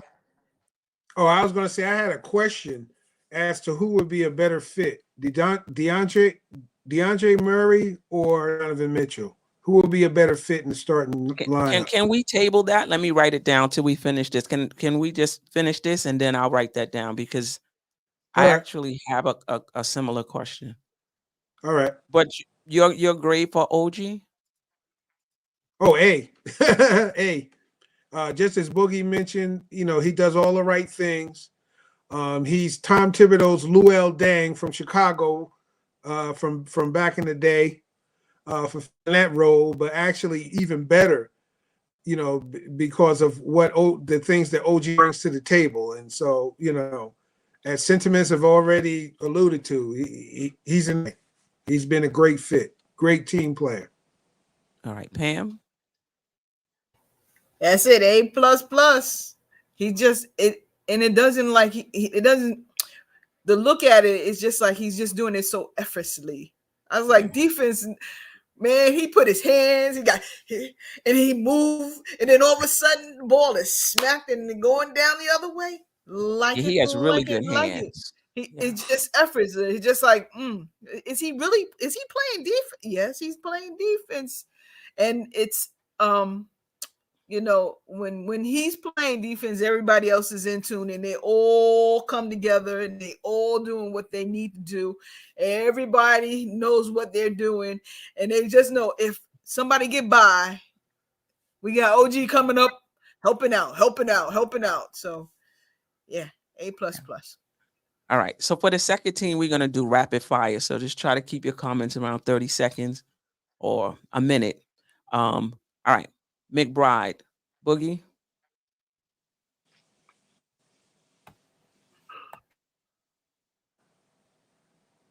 I'm gonna give Deuce the lowest part of the B. B And the reason minus. why, yeah, I give him a B minus. Because okay, Deuce plays with what he has and what he does. You know what I'm saying? And what he brings to the table, he's always ready. You never heard him pouting. You know what I'm saying? You ain't never seen him come in the game feeling like, dang, you finally put me in. Or dang, I ain't even think I was gonna play. Or dad, coach, you might not want to put me in. I ain't even got my jersey up on my warm up. He's always ready to play like he know he's going on the floor. And just to see him get his money, I never get in the way of anybody getting his money. I think $4.3 million is a great, handoff to him. The 3-year deal he got, I think that's great for him. And he's going to get a chance to learn a little bit more coming into next season. If he's put into that role, if he winds up being in that role where he's the backup point guard, they decide they want to let him keep his feet wet a little bit more, then he's going to be the backup role point guard coming in next year. So you look for him to work on his game a lot differently. But I'm happy for Deuce, man, being there, doing what he's doing, and he works hard. He's a hard worker. He's a hard worker. Yeah. Well, it's kind of interesting. I'm going to go with something that you said earlier, Queen, and that's I'm going to grade him based on what he is and not what I want him to be, right? Because I want him to be a guy who can play the backup point guard, but as Pam so astutely pointed out, he's just a shooting guard in a point guard's body. And I love what he brings on the defensive end, and I love that he's confident in his shot. And really, he's since the start of this year, he's been shooting the ball pretty well for the most part. I think he's up over 40% from three. So yeah, I'll give him a B because I understand who he is, and I don't have any delusions of grandeur that he's going to be the guy to run the offense in the second unit. That's just not who he is. And so I'm not going to penalize him for not being that, but I'm going to reward him for being ready and as Boogie said, and he's had some nice games for us. And even when even when he had to fill in for Brunson, he's not really a point guard, but he had good games when he played more than 20 minutes. So yeah, I like Deuce. I'll give him a B, but I don't think he has a big role, more than a 10-minute per game role for this team moving forward. Okay, DJ Cash.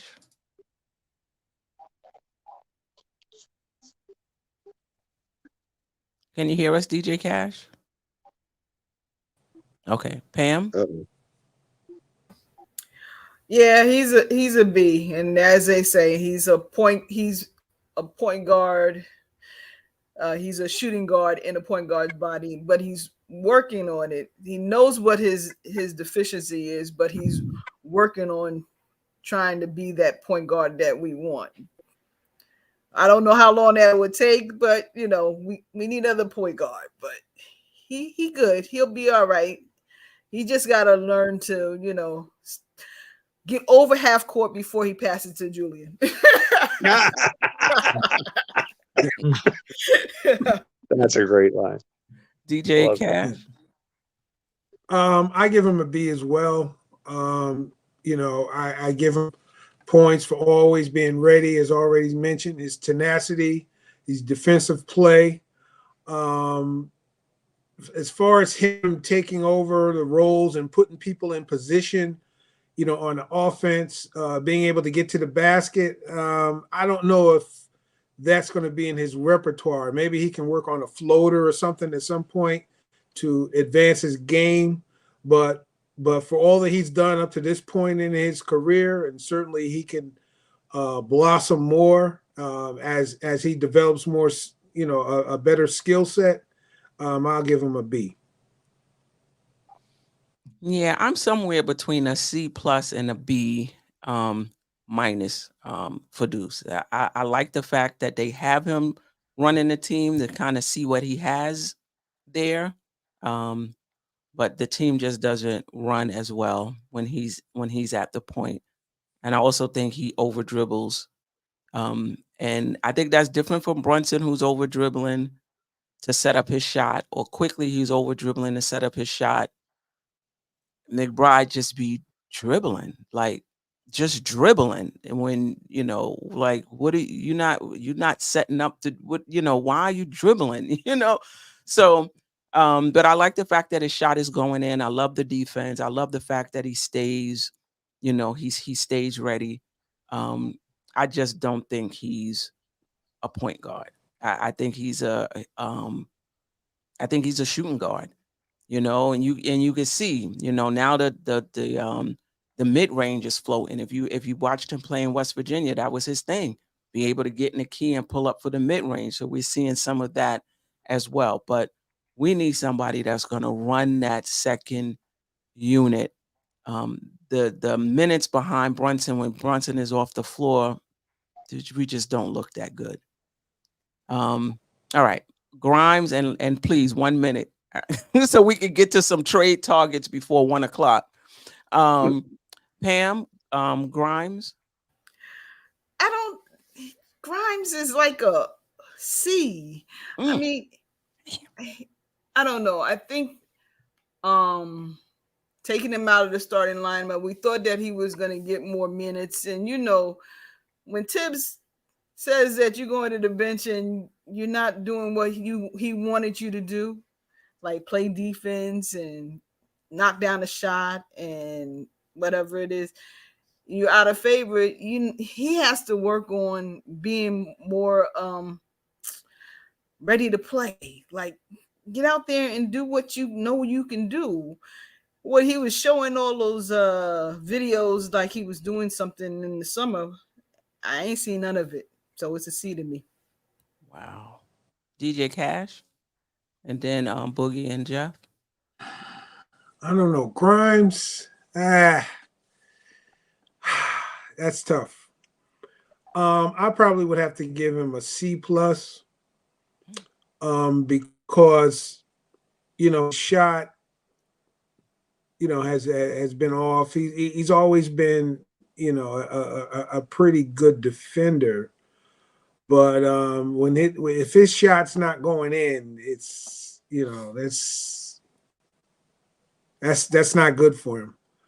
In terms of his creativity on offense, not seeing much creativity on offense. When his shot is on, of course, he's a great shooter, but he still needs some more development. But for what we need him to do at this point in time, as a team, it's just a C plus. I mean, I hope he continues to work on his game and get better. But for right now, it's a C plus. Wow. I forgot Boogie. Yeah, I'm gonna break the bank. I'm giving him an F because he's felt Boogie point blank. Before the season started, I was one of the ones uproaring with this guy. Y'all can look back at the footage. I think the team is going to go as far as Grimes can take us. If he come through there averaging 15, 16, 17 points a game, anything like that, we're going to take off real far. But he came through and he let me totally down. I didn't like the fact, the first thing to do, you say you had enough time in the offseason to work on your game and get your game right. You worked out with J.J. Riddick. They called you into the field as you practice against them dudes. So where was your game at? Your game showed nowhere near on the court. And then when your game is not doing good and not playing bad, you want to call him out, talking about playing time. What playing time? He held your spot a year ago. He said Grimes is the starting number 2 when he come back from his injury. He held your spot, but you did nothing far as, to hold that spot down come this year. And then when you got a little bit of pressure, the dude came inside your territory and started aiming at you, looking to come get your spot. going against you in practice every day. You did nothing to defend yourself, dude. And to me, that's a failure. I don't like that. You got to at least put up a fight. You know what I'm saying? You can't go to the microphone and tell people, what they ain't doing for you and all that. You got to fight for your own, dude. And you let that dude come in there and just take your position. Like, yo, I ain't even here. I'm cool. I'm cool with it. And now you're on the bench. Now you not even looking like a bench player. Nobody know when you showing up at all. Period, dude. I'm like, I don't get it. Come on, where you're supposed to be hungry for your check coming. Your check comes at the end of the season. How much you going to get? How much you worth? How much you playing for? Where's your heart for this game at, dude? Now, I want to see that dude that played 48 minutes in that Miami game in that series last year. Brunson wasn't the only one that played that whole game. He played that whole game too. I have not seen that dude since that game ended. Nowhere on the floor. So with me and Grimes, we on the two different levels, man. Till he get better, he's failed me, man. Look like a red mark on one of my public school report cards back in the day, man. F, God, man. I used to try to erase them things up out of there. No, mama had to see that report card. God almighty, man. Mom, we didn't get our report card yet, Mom. We didn't come and other people got there. I don't know what we getting, Mom. I ain't showing my mom with them F's. No. Wow. Very harsh grading for Grimes. Geoff? Yeah, I gotta agree with DJ Cash. I'm gonna give him a C+. I haven't really seen any growth or improvement in his game at all. In fact, I think he's regressed. And this is year 3. I'm gonna say year 3 because he had the injury and he's only really played 2 years worth of games. But to me, the pouting about his shot attempts and his minutes is a bad look. And I think that's as much what got him in the doghouse with Tibbs as anything.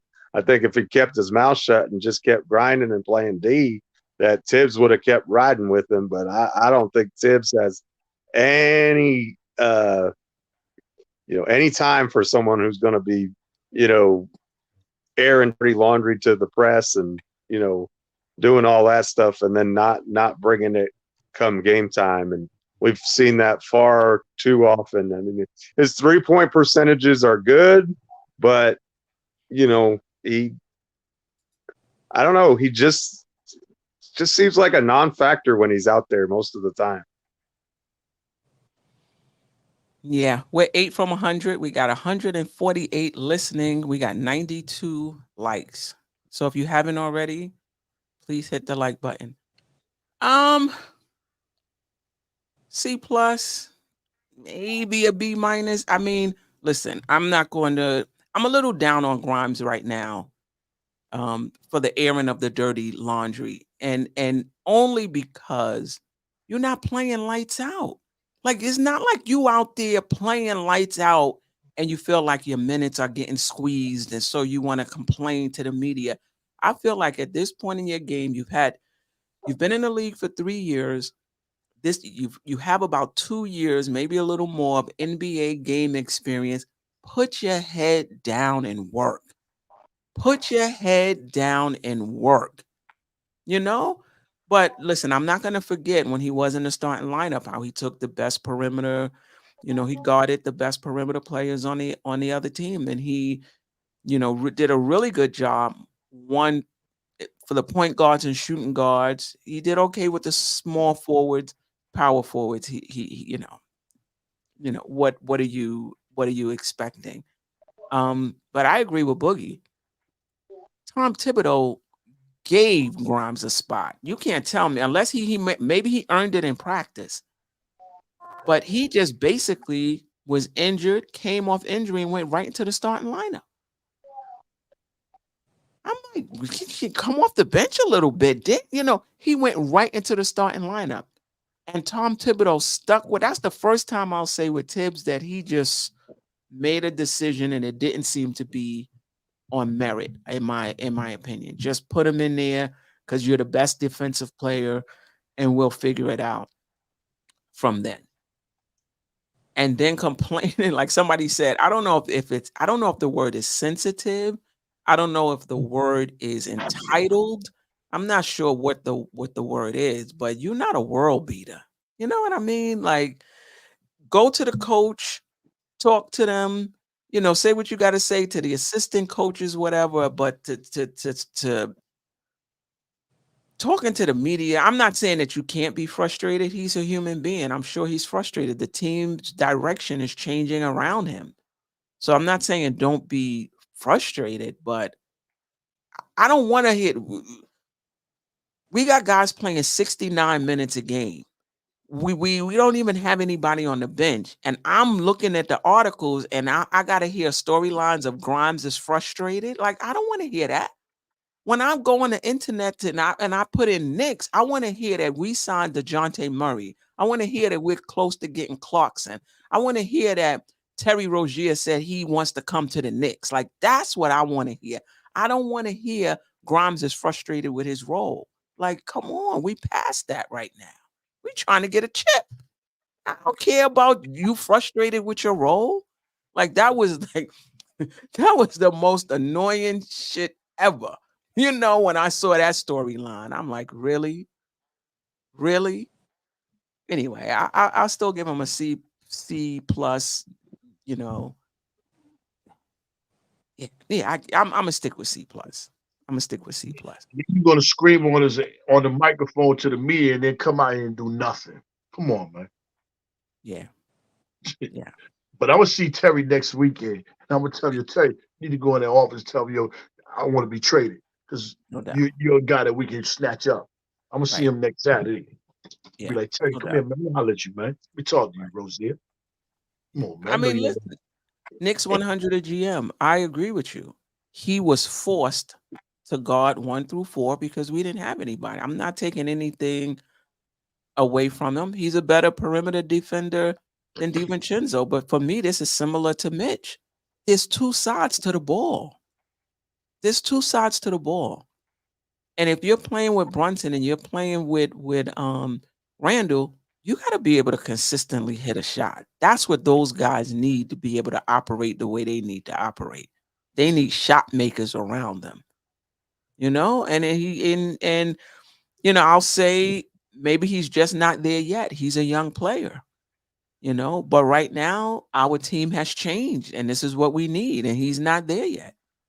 And the other thing I would say too, to add on to that, is since we got OG, that's not his responsibility anymore. So you would think that if that's off of his plate, that his game would rise, right? You would think that with that burden lifted off of him, we would see, you know, a new and improved Grimes on the offensive end that could do more. But we've seen the same guy that he was when he was checking 1 through 4. So, you know, at a certain point, it looks like a feeble excuse to me. You know, I just, you know, I don't see it right now with him.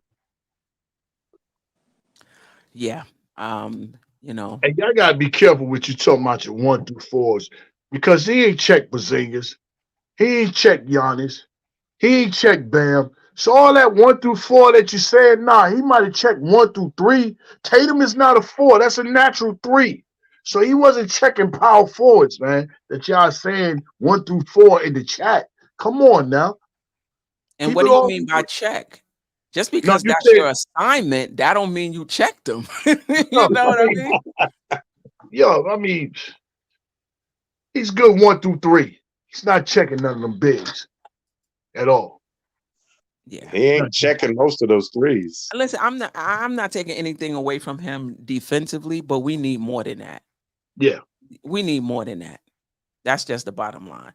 All right, real he's quick. A good defender, but for what he's giving you on defense, he needs to be more on offense. Correct.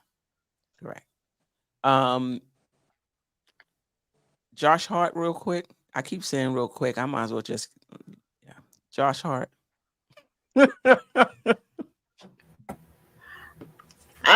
I'm giving Josh he was an A last year. He seems like he's slow hurt or something. Something's just off. Like, I can't explain it. It's just like his energy level is not as high as when he came to this. So I'm going to give him a B minus because he not showing me what he showed me when he first got here. Like, he's regressed. He's going backwards. And I'm like, yo, what are you doing? He don't take a shot when he's open. He's passing the ball. He's, when he was going to the hole, he stopped. He's trying to give it to somebody. Take the shot, man. Take the shot. Yeah. That's all I'm saying. It's a B. All right. Yeah. I don't disagree with that. Boogie? Yeah, I'm gonna give him a C. You balled hard to get because you wanted to be here. Now your game's supposed to go another level. You got the bread and everything. Now you're supposed to be balling like you appreciated. We kept you here. Those are two different levels of your game. I'm not getting your game last year was more than what it is this year. Not saying that he can't turn it up. You know what I'm saying? And he has had good games from time to time. But I don't need no roller coaster ride, dude. Come off the bench, dude. We know what you are. You know what I'm saying? You're a scat back. You're all over the place. I need you to get the rebound. I need you to be diving on the floor. I need you to be getting them loose ball. I need all that energy play from you. You know what I'm saying? And it's okay for you to be having 5 fouls at the end of the game. I need you to be laying wood, all that. You know what I'm saying? Pause. I need you to be doing all that to them guys on the floor. But I'm not getting that level of intensity on a night-to-night basis. You know what I'm saying? Maybe I don't want to put too much on that injury. I don't know what's going on with his knee or whatever, but I need Josh to step his game up when he does come back and just give us that all-out effort, man. Like, you appreciate, you know what I'm saying, you being here, because we appreciate it going to get you. Now you need to show us appreciation that you want to stay here. You want to love the season, man. Took care of you, gave you extra $2 million. Because Tom opened up his mouth, said you could play power forward. He's going to give you 18, gave you another $2-3 million. You know what I'm saying? And you don't even have to check the power forwards. Come on, man. Let me get that, man, for you, man. Yeah. I will say his on-off, the Knicks are better when he's on the court than when he's off. But I agree that the energy is not there. DJ Cash, then Geoff? I was going to give him a B minus because he's been aggressive on the boards. He's always been scrappy, fighting for rebounds and different things of that nature. He's got to be more consistent with his shot. I don't know. I think his mental approach is maybe not as focused this year as he was in times past. So, maybe I don't know if it's because of injury or what it might be from, but just his comments have lamented, something's a little different this year. And so for that reason, I give him a B minus. I mean, he still, shows the energy. He's been getting rebounds. Some of the things he's been doing, he has, but some things are different. So I that's why I make it a B minus. Okay. Geoff? Well, I was going to give him a C minus, but then I saw what that bench looked like when he didn't play against Washington, and I got to give him a C plus. I think my deal with Josh Hart is I would like him a lot better if he was closer to 20 minutes a game than 30 minutes a game. I think I think he would be more effective in fewer minutes. I just think with what the type of player that he is and what he brings to the floor and the combination of players that we have right now, I don't think we need to play him 30 plus minutes. I know he's a Thibodeau guy and Tibbs loves having him on the floor and everything, but I just think that if we could just get 20 great minutes of Josh would be better than 28 minutes of whatever kind of Josh we're getting right now. And I think that just that little bit of reduction in his role and just, I think would do wonders, but really his rebounding is essential. And and he's had some really good games for us. And the thing about Josh Hart is a connector, you know. He's that's kind of his role as a connector, and so, you know, when you have a connector, it's a lot of times it's difficult to gauge how, you know, a lot of people look, well, he only gets 4 points or 6 points or whatever, and I don't look for Josh Hart to score necessarily. The thing that I love about Josh Hart, and the reason that I think he's such a plus, is that not only does he get those rebounds, but he gets the rebounds and then he pushes the pace, and people run with him, and that gets us easy opportunities and fast break buckets and those kinds of things, and that's something that we sorely need, especially on our second unit, where we don't really have anybody to score in the half court, as we've discussed ad nauseum. So, you know, from that perspective, I think he can be invaluable. Like I said, I think he's got a role on this team, but and I don't think I would have said this before the season began, but I think that DiVincenzo deserves more minutes than Hart, and I think Hart needs to be more in the 20-minute a game role. I think that's the sweet spot for him, in my opinion. All right. And lastly, I know this won't take as long. Achua.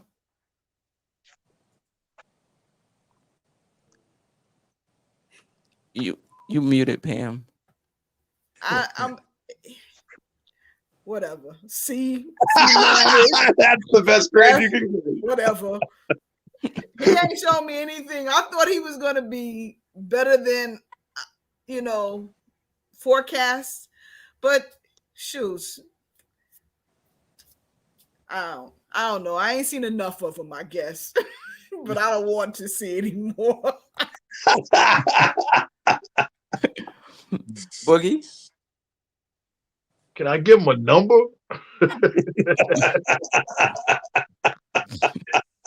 You know, I think I'm gonna give him a C, because I believe that he's the type guy that Tom can fix, you know, and get him to play into what his strengths are.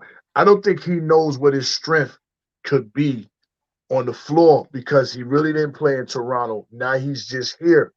So I think Tom is the type guy that can really visual his strengths and aim them in towards that direction. But for now, I just give him a C, because he really doesn't have a feel of what's really going on, you know, far as, you know, his game and everything. But he's athletic. He's not doofy. He just got to get a little stronger and understand the game a whole lot more. Then he can become a B minus instead of a C. But for right now, I gotta give him a C. Just, you know, because he's a power forward. He's a body. He's filling in some type gaps. Better than us not having a power forward. Geoff? Yeah, I just consider Achua a placeholder. I don't really think he's a Tom Thibodeau type of big. He doesn't really provide rim protection. He's an athlete, I guess, but I don't know. I'm really kind of wondering what his skill set is. I'm not really sure I have an answer to that. But I guess to be kind, I'll give him an incomplete, just because, you know, he's seen very few minutes on the floor.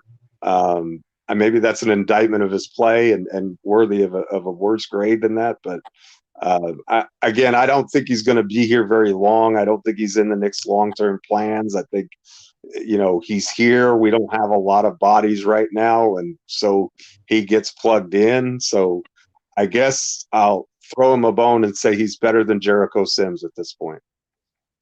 Ooh, wow. Ooh. Wow. What Denzel saying training day? Let me tighten up my guns.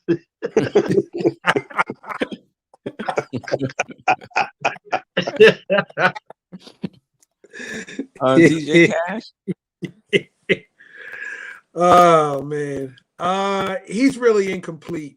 But I guess if I have to give him a grade, I have to give him a C. I mean, he doesn't have an identity. I mean, what does he do good? What does he need to work on? I mean, he needs total development. I mean, I think he's on the same level as Jericho Sims at this point.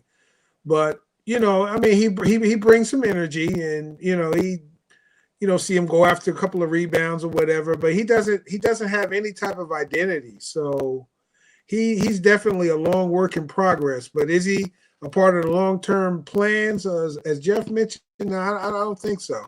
I think he's just going to be another salary filler moving on to somewhere else. Right. Thibodeau?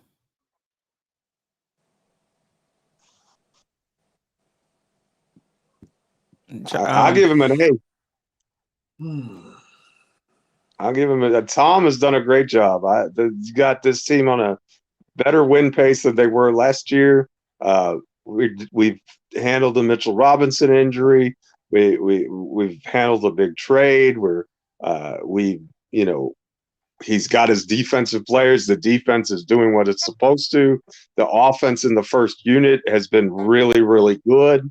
I think he won his 500th game. He's on pace to have another really quality season. I'm giving him an A.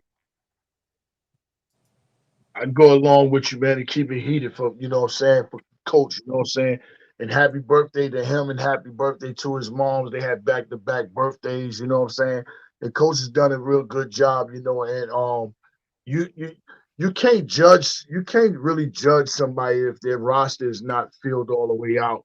And OG is a big help for Tom, and I think the team going to get even better. But I think this is one of our best starts, in Tom's situation since he's been coaching the first half of the season, and maybe, like seven games over. 8 games over. How many? 8. Oh, we're 25 and 17. Hey, man, that's even better. Tom is doing a great job, man. He's enjoying. He's getting more laughs and he's enjoying what's going on. But he's still hard. He's still letting low bird, ISO, good job. You love to hear Tom doing all that. You know what I'm saying? So he got a belt on this year. Last year he had V5s hanging. Tom was swagging out, but he's really coaching. He's doing what he got to do this year, man. And Tom again, Tom is going to be in the running for Coach of the Year again. He's going to be in that running. He got some tough competition, but where are we looking and what we're doing right now? It puts him in that, in that direction and possibility Coach of the Year to all the doubters of him, So, hey, keep doing what you're doing in the second half, T. Let's get it. DJ Cash? I give Tom Thibodeau an A-. I think he's done a great job. I think he's finally getting the team that suits his style of play, and we see the fruit of that, considering what type of schedule he has. I noticed from someone in the chat kind of questioned the substitute pattern, but then again, when you think about the cards that you're dealt with, you got to make the best of it. And sometimes you may play the wrong card. So, he gets an A- on that. But overall, when you look at the big picture, he's done a great job. Okay. Pam? Yeah, it's A for me too. This everything that they've said, and because he adapted, he moved him. And OG has helped him a whole lot on defenses so that he doesn't have to really put in Sims or Chocho, whatever the kid name is. And so an A, he's doing pretty good. Yeah. I'll say with the substitution patterns also, we also have to keep in mind that we don't have all of the variables and factors that go into the substitution pattern. Like we're looking from TV with 2 and 3 variables. We don't have the on-off numbers. We don't have the numbers of which team plays better with who. We don't have the numbers of, when Brunson, what's our offensive rating when Brunson. Matter of fact, do I have that? What's our offensive rating when Brunson is off the court?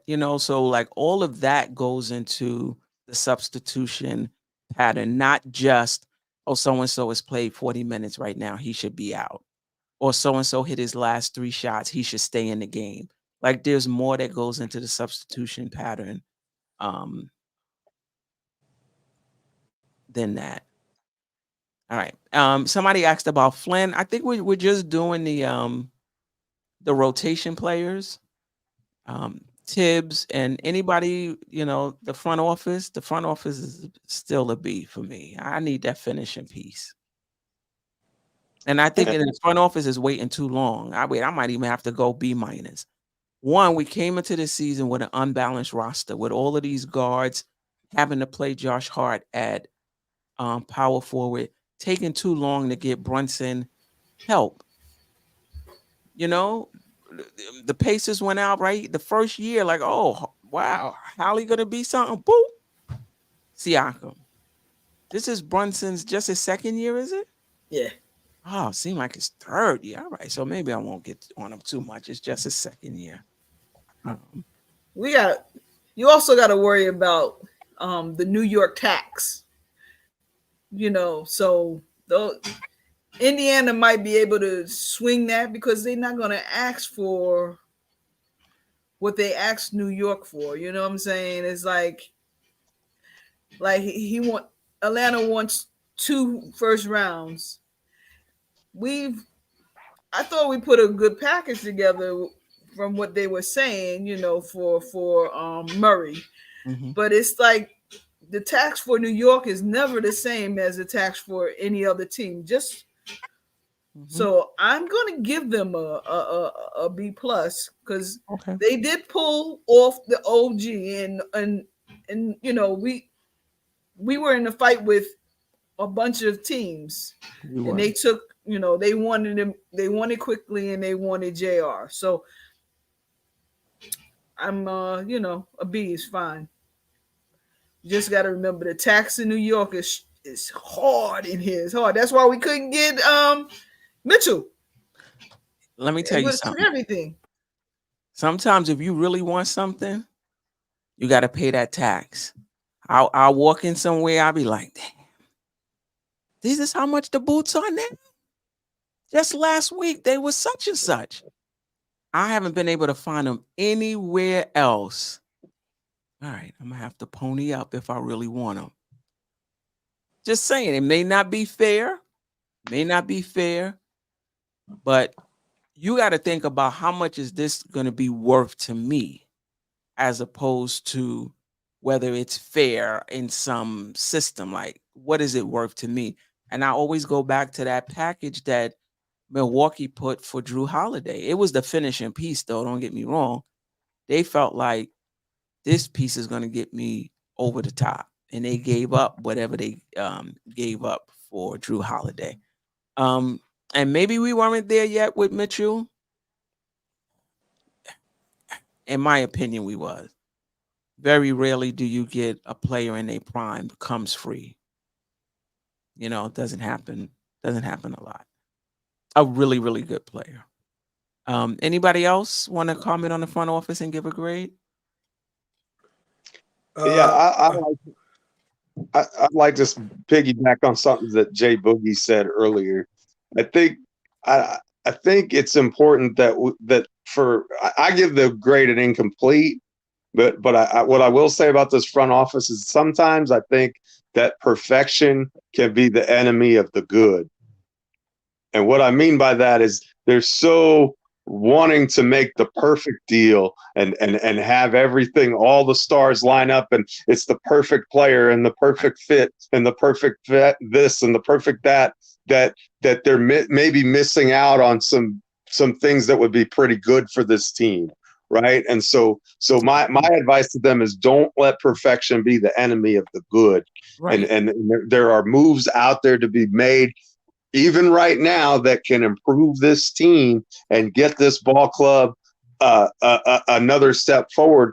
I think we lack too many pieces to get it all in one season or one off season. I think we've got to make one more step. And I don't know. We may be talking about this more in a bit, so I don't want to. I don't want to go into too many specifics. But I think we need to pick a direction. And I know which one I would pick would be the backup point guard spot. Get that solidified now. And then if we need to worry about these other things, that we can maybe address them in the off season. But we have to at least cover that for right now, because I just don't think we're so top five heavy right now that I don't know that it's sustainable. I mean, OG's playing 43 minutes a night. There's Brunson is playing a ridiculous amount of minutes on a back-to-back, and you worry about these guys holding up, and you also see that there's minutes distribution, but then who are you bringing in? I mean, if you play in McBride extended minutes, you're probably not going to keep your lead anyway. So are we okay with losing that game that we could have won because Brunson is a closer and is going to get you 21 points in the fourth quarter? I mean, so I think all of these things are kind of interconnected, but I think it's incomplete because it's going to be a low grade if there's not another move made, in my opinion. Like if the OG trade is all that's done, I think it's like a C- grade. But if it's that plus another good move to bring in a solid player that helps us get another step forward, that increases our depth, that makes us a more competitive playoff team, even if we don't necessarily advance further than we did last year, if the starting five makes more sense now than it did when the season started. We've chosen a direction. Right. We were kind of straddling the fence between our young players and maximizing what Brunson and Randle are now. And I think the Knicks have, for better or worse, and it's some people are upset with it, but we've made the decision to move away from those young players because, frankly, most of them weren't getting it done here. And so we took them and their potential and we turned it into guys who are going to help us now, but not. And in the case of OG Anunoby, he's not an old player. He's a guy who's going to just entering his prime. It's probably going to be an anchor for us for the next 4 years and as a piece that slots in perfectly in between the two stars that we already have. And so from that perspective, I think that there's potential for this to even get up to an A, but you have to be incomplete until you just see what move B and move C are, right? So we've begun our attack, but we haven't gotten the checkmate yet. So we've got to, there's more chess that needs to be played before we can determine what grade to give. Okay. Anybody else who didn't weigh in? I'm going to give the front office a B+ and refer to you, Geoff, back to your illustration as regards to the chessboard, which I always refer to. I think we're 2 moves from checkmate. I look at some of the past decisions that was made in retrospect of what decisions that other teams have made on certain players. Like for an example, Siakam. Would we have wanted to give up 3 first-round picks for him? Because that's what Indiana did. The Donovan Mitchell deal. Well, we already know how many young players would have been involved, but those picks. Now, obviously, those picks have to be used at some point because there's no way we're going to be able to draft all of these players and be able to develop them and so forth. So I think it's safe to say that a move is going to come. When, hopefully sooner than later. If it's not by the deadline, it's going to be this summer because there's no way we can maintain all of these picks. Right. We see the young core. I'm sorry. I was going to say we see the No, young I said core. right. Yeah. Yeah. We see the young core being gradually depleted. So there's going to be a move that's going to be made. And is it going to be by the deadline? I don't know. Will we give up some draft capital for Murray? We're going to have to. How many picks that's going to be? I don't know. But Atlanta did give up a lot to get him. So they're going to want a couple of first rounders. We're going to have to give that up. Even if we want Mitchell, they're going to want some first rounders. We're going to have to give that up. Any type of star that's coming here, in order, we know how the game is played. In order to get, you got to give. When you play the game of chess, sometimes you might have to surrender that bishop, but if it gets you to checkmate, that's called a gambit. And sometimes you got to play that game. The front office has been good. Their moves have been calculated.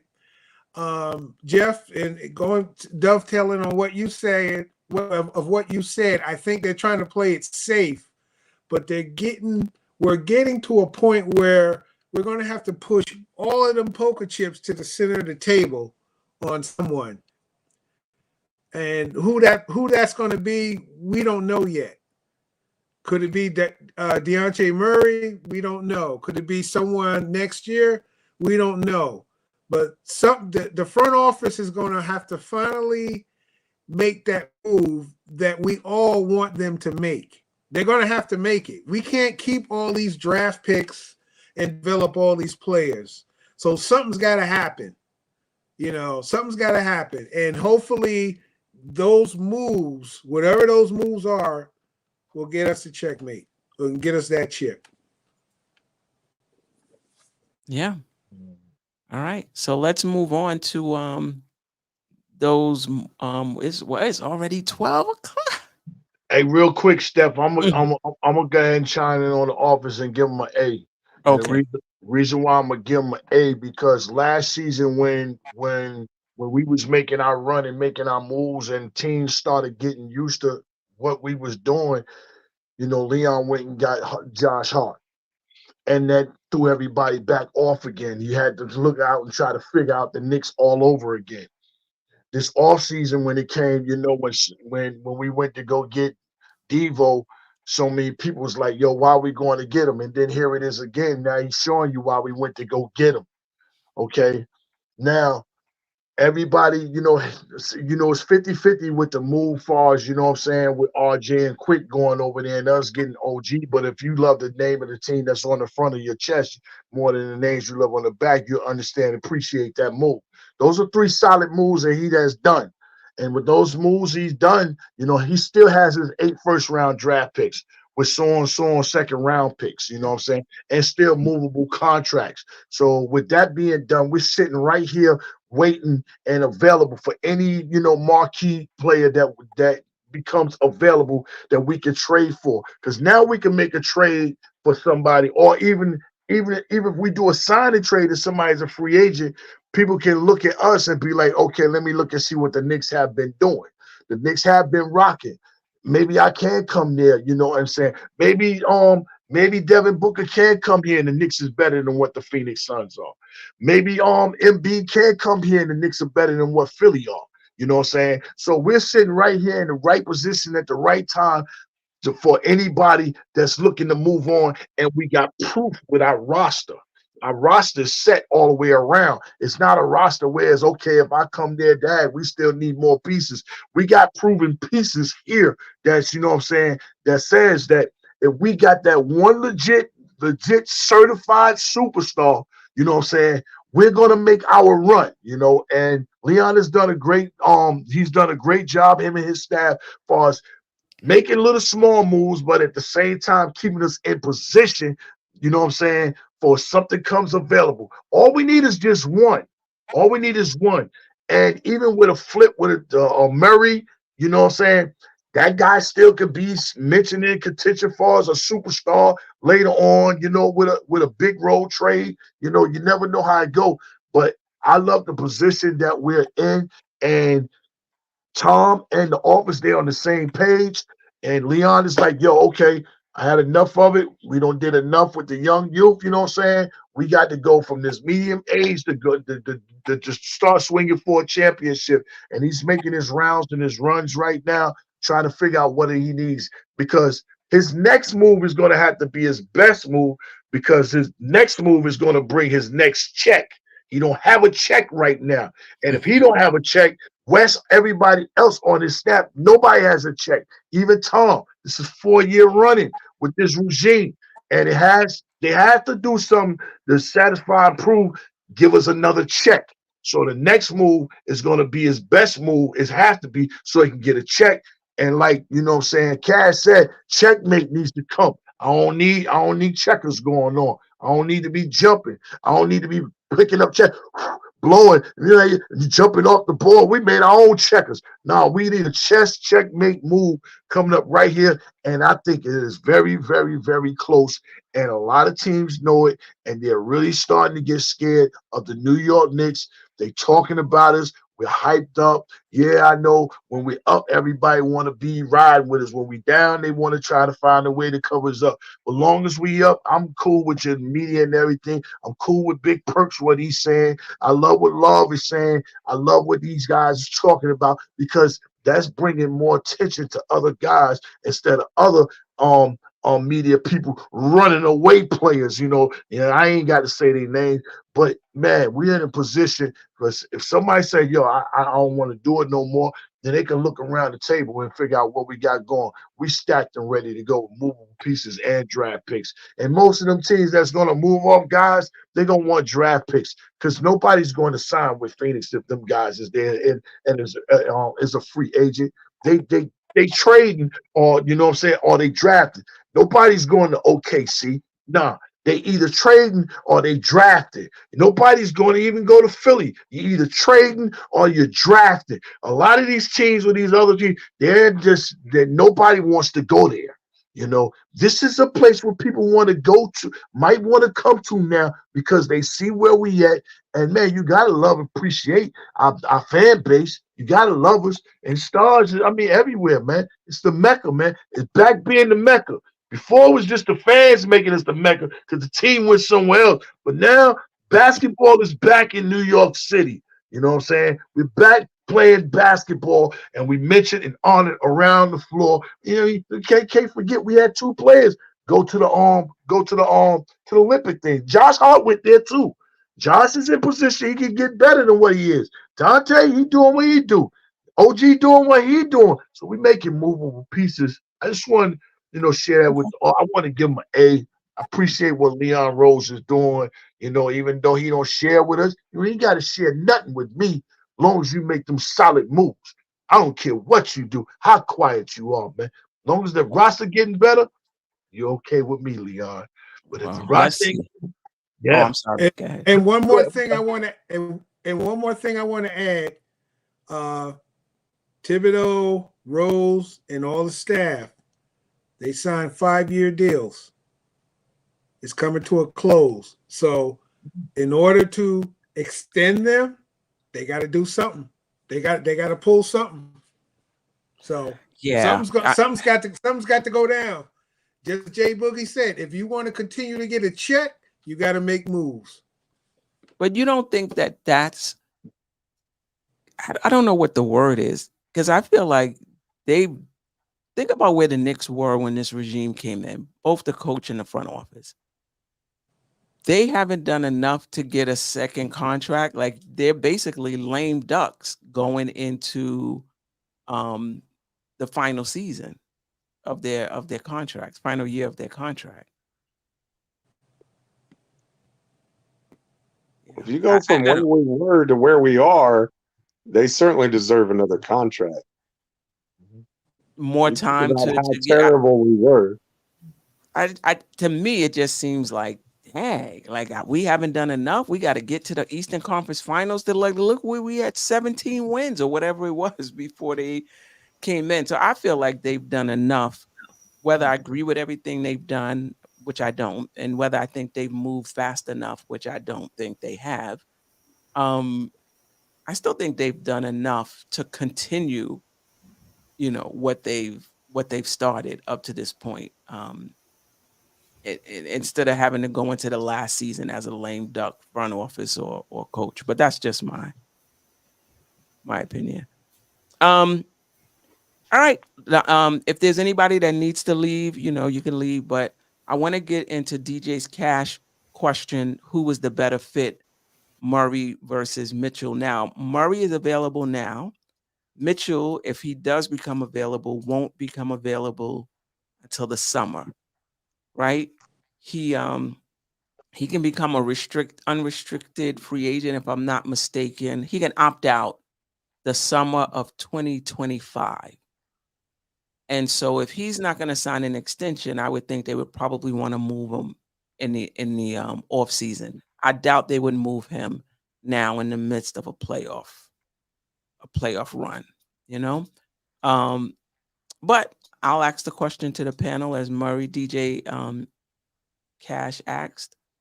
Who's a better fit, Murray, Mitchell? I'm gonna go real quick and get go. it out the way. Because I'm gonna jump off. So I'm taking Murray in this situation because I know Murray can check Maxey. I know Murray can check Dame. Stopping him is different, but playing him, I feel more comfortable with him playing them guys than for Brunson or Donovan Mitchell playing them guys. And it's just what another long, athletic, linky defensive guy. I listened to they was interviewing DeJounte Murray or something I was watching, and he was asking him, is it hard to get off the bench and play for Popovich? And he said, yeah, but I had Kawhi in my corner. And what Kawhi said to me, he said, yo, if you want to get on the floor and play for Pop, you're going to have to play defense. And that's how he got on the floor. So he's a better defensive player, really, than an offensive player. But being in the league, he's developed skills, offensively that has made him, more noticeable as a complete player. Just me, I think it's a perfect fit. I don't want no stories. I don't want no guidelines. I don't want no superhero ball. None of that. I love Brunson. I love Donovan Mitchell's game, but I also had the same dude that's almost your same height that plays under the rim instead of above the rim like you do, that crushed you in the playoffs consecutive times. So now that allows me to go get a defensive general to go along with him. 6'4", 6'5", whatever his wingspan, 6'10", 7 foot, whatever it is. You know what I'm saying? Nothing flashy, but get straight to the point of what he does with his game and handles his business. And his first time playing in the playoffs, like I said earlier, he averaged 23 points against Boston. That's just me personally, my pick. I like DJ, the DeJounte Murray playing along Brunson. He already has a contract. It's not a bad contract. And then if it doesn't work out, it's still movable. And he's younger, so Donovan is getting up in age a little bit. You know what I mean? So that's just my pick. And I just want to tell you, I appreciate you having an open show, and when you just said, it's just me and the captain. Oh no, I'm coming up here. I forget basketball, we ain't on or nothing like that. You know what I'm saying? It look like the Pacers might fall to the Blazers. That's helpful too, but I'm glad to be up here amongst, my brothers and my two sisters. It's a world premiere. Yes, shout out. First time me playing and rocking with Miss Pam, rocking with her. Congratulations to you and y'all show that y'all got, I'll be in y'all chats when y'all be on with the Knick chicks. God bless you, what y'all be doing with your show, man. And my man Cash and the captain is always, he need to be somewhere in the office, somewhere, saying, making a pivot move or something, And shout out to the greatest people to chat, man. Rocking with us, hitting those like buttons, rocking on to the with us, right. To the queen herself. Appreciate you always, Queen. Yep, appreciate you. Thanks for dropping by. Yep. Y'all have a great morning. Salute. 3 capital S's. DJ Cash, I'm gonna go with Murray as well. Just to dovetail on what Boogie was saying. Defensively, we would have the gauntlet. You got Murray, and then you got OG. Oh, the perimeter would be locked down. And then considering, you have Hartenstein and Mitch on the back end. Oh, we would match up great against Boston and Milwaukee and Philly, for that matter, in terms of the Eastern Conference. Offensively, Murray can get his own shot. So, we talked about a third scoring option, or, giving some relief to Brunson as far as point guard duties. Murray can capably handle that. Murray can play with the second unit. That's what if we had gotten Murray, that's what I would do. I would play him and Deuce in the backcourt on the second unit, and he would not miss a step. Now, keep in mind, Grimes is gone. So Grimes is not in that equation. Nothing against Spider. Spider's a great player, and wish him the best. But Murray, I think, would get us closer to checkmate for sure. Much closer. And I'm probably going to log off myself. I enjoyed being on the show. It was great chopping it up with you ladies and Geoff and Jay Boogie as well. And thank you for having me. Appreciate you. Salute. Good night. Good night. Anybody else want to weigh in? Well, that's a hard question. That's a hard question. That's a hard question. Because I hear what they're saying about this defensive ability of Murray, and I'm not saying that's wrong, but Murray is not the same bucket getter that Donovan Mitchell is either, and I'm not sure that nowadays, with what the NBA is and the teams that are winning championships, that you might not need the offense of a Mitchell and a Brunson together to outduel teams like Boston and Denver. That you don't stop the Joker, you don't stop Tatum, you don't stop Embiid. You got to be able to put up points, and I think we have a good defense. We can have a good defensive team with Mitchell because of who OG is and because of what we've gotten from Hartenstein, and if Mitch comes back healthy, I mean, I don't know I don't know what the deal would look like for Mitchell. That's the other thing. We don't have a ton of young players anymore to send out in a deal, so it would pretty much be draft picks and salary filler at this point, I'm guessing. I mean, because we've already traded Brunson. I mean, we've already traded Barrett. We've already traded Quickley. Toppin is gone. Grimes is probably going out too. So there's not a lot of young players left to how you felt about them is one thing or the other. But I don't know, that Donovan Mitchell in a Knick uniform with what we have going on right now is I could see that tandem working out. To me, I just think of when you have a backcourt like that of Clyde and Pearl, you can't stop either one. They just both can cook. And think about the open space. They both can catch and shoot threes. They both can create off the dribble.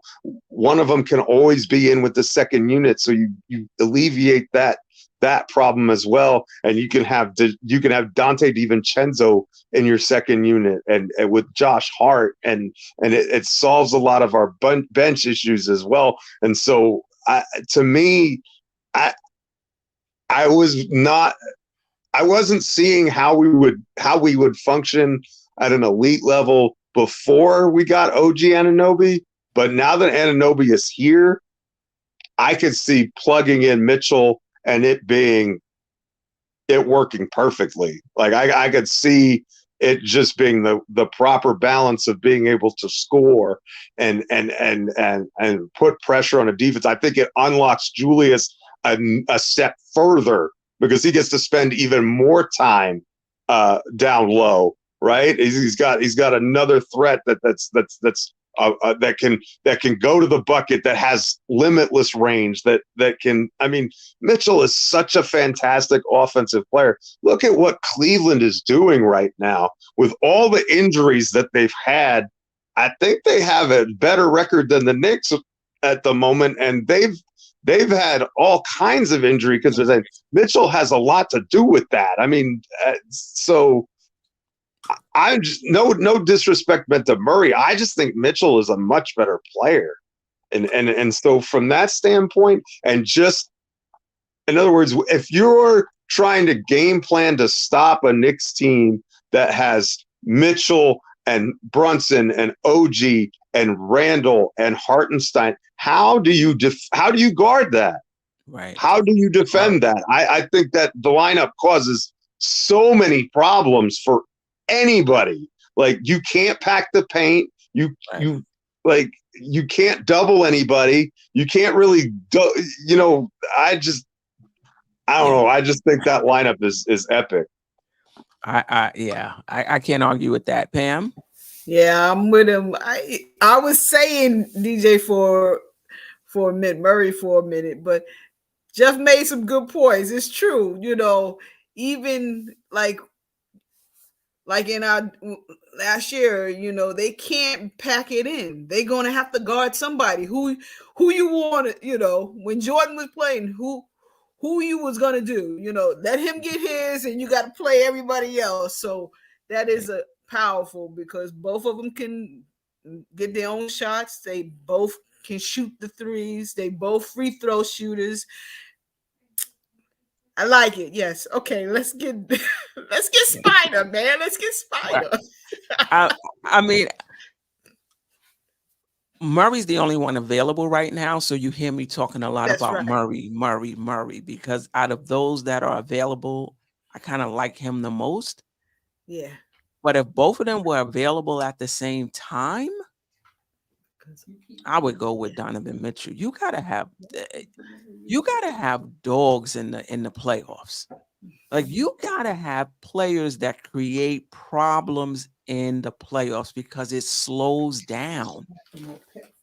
And the intensity of the playoffs is going to take 2 or 3 players off your roster in terms of what you're expecting from them. Like, 2, 3 players and wipe them out, Yeah. But you're not wiping out Donovan Mitchell. I don't care how intense the playoffs are. You're not wiping out Brunson. I don't care how intense the playoffs are. But I also think Brunson and or Randle would take a step back.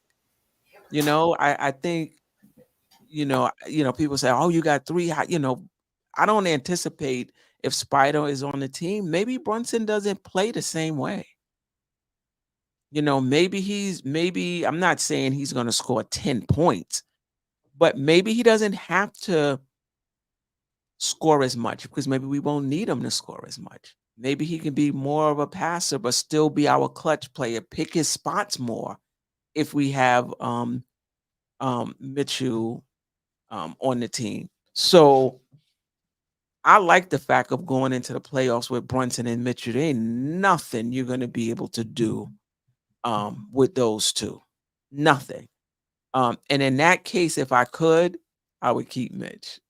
In that case, I would. If I'm starting that backcourt, I would probably, need a Think little about Mitch and OG rim on the floor protection. together. Yeah. Think about that, though. Just those two, they cover up a lot of sins right there. Those two. They do. The only thing with Mitch, though, is he's in the key. So that means his man is in the key. But they'll figure it out. They'll figure it out. But yeah, if both were available right now, I would go with Donovan Mitchell. But since they're not, Go with Murray. You can always flip Murray for Mitchell if he becomes available in the summertime. That's what I was going to say. Is it may take having a player like Murray to complete that deal. In other words, because Murray plus draft capital is the way that is the avenue to get Mitchell, in my opinion, or not necessarily Murray, but I think Murray more so than like a Brogdon or some of the other names that are out there. Brogdon, I think, is still pretty good. Brogdon would really help this team, I think, for this year. But Murray's probably a better player. So if you have Murray plus, I think that is a much more attractive deal for Cleveland. And so I think that's an easier deal for the Knicks to make because, like I said, right now, who's the young talent that we can send out in a deal for a star player? We don't have it. Like, unless you're going to be taking someone out of the core, And I think hopefully the Knicks are thinking, a step ahead. Who can we get right now that we could put in a trade for a superstar? Because who's heading that trade? Unless it's Brunson or Randle, you have nobody to head a trade for a superstar or for a star. Nobody. Unless they're blowing it up and they just want draft picks. Yeah, but I think they're going to want some combination. I don't think you got to match salaries, first of all, you're right. But then I don't think anybody's going to want to let a player of that magnitude walk out the door and not have at least some tangible. I mean, think about the original Mitchell trade. I mean, they got Lauri Markkanen, they got Colin Sexton, they got, so they got basketball players, plus they got draft capital, right? And so I have to imagine that if Cleveland is going to be making that deal, they're not just going to be like, okay, give me 3 picks and 4 pick swaps, and the player part doesn't matter, right? At least I don't think that's going to be the case. Maybe I'm wrong, but that because that's punting on a season. They look at what I mean. Even when the Nets had to trade Kyrie and KD, and they got players, they got draft capital too, but they got Kyle Bridges, they got Cam Johnson, they got some decent basketball players out of it too. And so I think, you're going to have to do that. And just the way that we're constructed, I'm not against trading DiVincenzo or Hart, or I just don't see that happening. I don't really see them trading OG either at this point. And so, and again, Randle and Brunson, I don't really see them trading either, unless it's for someone significantly better than that, right? Like that's the only way that one of those two is going out the door. And so the player side of a deal becomes much more complicated. So I think it's very important for multiple reasons how we construct this next trade, because the pieces that we're sending out are pretty clear. It's going to be probably Grimes and Fournier, but it's what we get back and how we can how fluid that makes us for the next possible move is definitely something that's going to have to be in our calculation. Yeah. No doubt about it.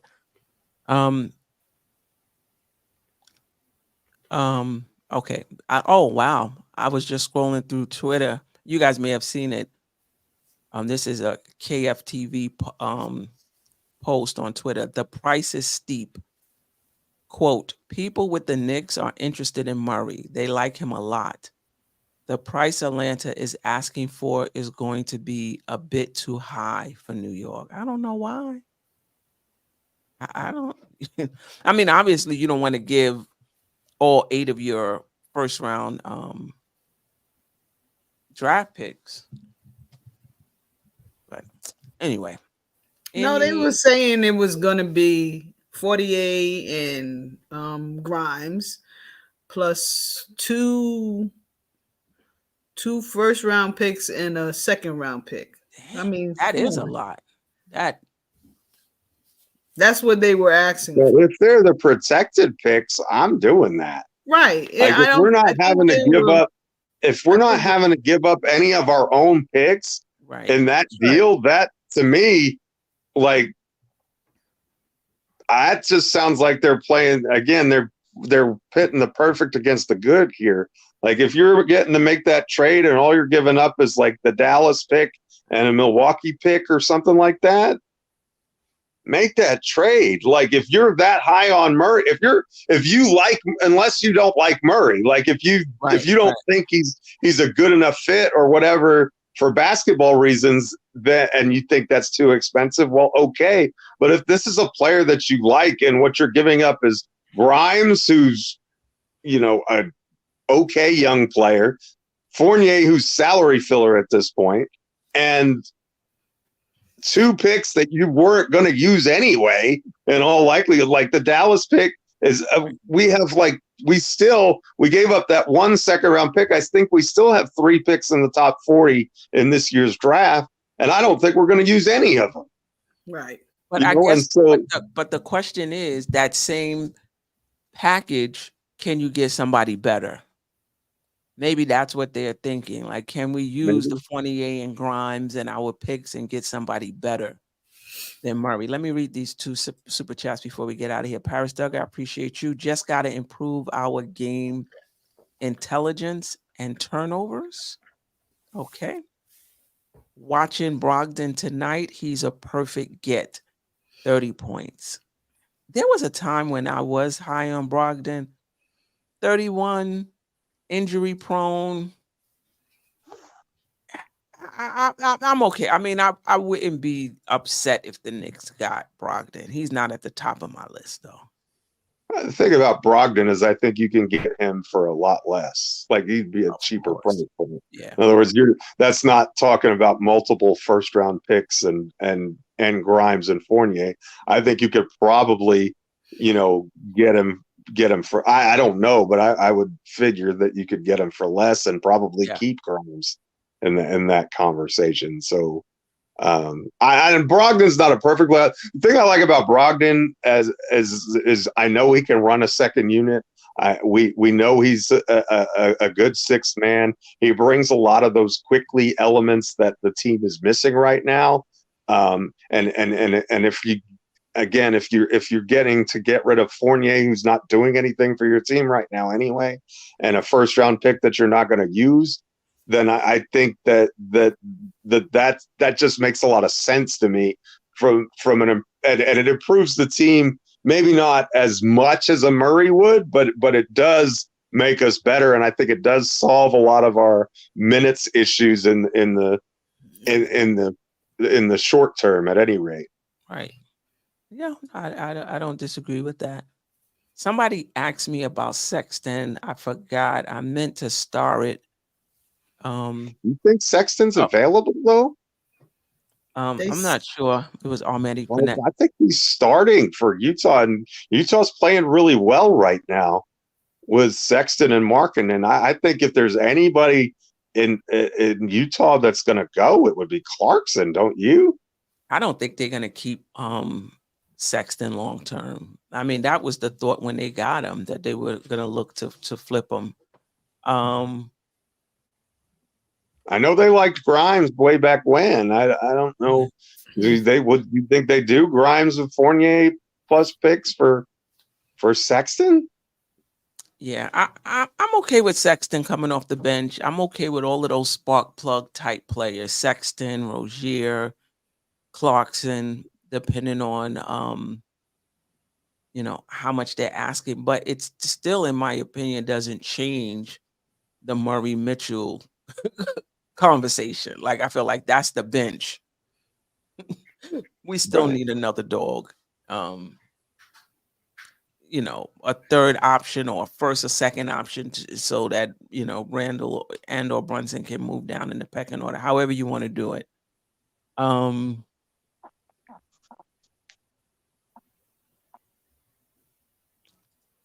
Yeah, I heard that too, Sharon. Atlanta's not looking to, they're not looking to take money back in the Murray trade. Well, Grimes is making next to nothing, and Fournier's expiring salary, so right. So that's 18 million of the 23, and like I said, Grimes is extension eligible, but they could flip him for something else if they and he doesn't make a lot of money right now anyway. So you're not talking about a big salary there either. I don't know why Sexton wouldn't be a Tibbs type player. He definitely plays defense. You know, he definitely plays defense. Maybe because and kind of in that second unit, don't you think we need a hybrid 1-2? I don't think that person has to be a pure point guard in that second unit. I don't, but I wasn't crazy about the Bruce Brown rumors. I don't think that's the right direction to go. What's I don't the issue with Bruce Brown? Because he can also play 1-2 as well in the second unit. Like I'm not crazy about him as a playmaker. I don't know. Maybe I don't know enough about his game. I mean, he's 3 assists a game, something like that. Is that? What are we looking for? I'm asking. Oh, I don't. Yeah, I'm not sure. He's not a pure point guard. But what are we looking for in the second unit though? Like, I feel like I'm not sure I'm looking for somebody that's gonna set people up and you know, I need somebody that can score and initiate offense. True. Not necessarily somebody that's going to get another player easy shots and get 4 or 5 assists out of the second unit. Can you initiate offense and can you score? That's what I'm looking for. But what are you looking for, Geoff? And what are you looking for, Pam? Yeah, I want to score. I mean, the last game, it was like 2 points off the bench. Nobody else scored. Come on, you gotta at least keep them honest. You know, once you come in, you gotta, you know, they gotta score. They gotta, you know, play defense. You know, we shouldn't have such a fall off when we go to our bench. At least somebody needs to score. Geoff, who are you looking for? I kind of want a Brogdon type or a Quickley type kind of player. That's kind of the archetype that I was thinking of, because I know when we plug that in, it works well. So those are kind of, I don't know that I'm not familiar enough with Bruce Brown's game to say that he is or he isn't that type of player. Quickley is a scorer though. Quickley, he's not. He was getting 1 or 2 assists a game. Like, he's more of a scoring type. He is, but he can also be a facilitator.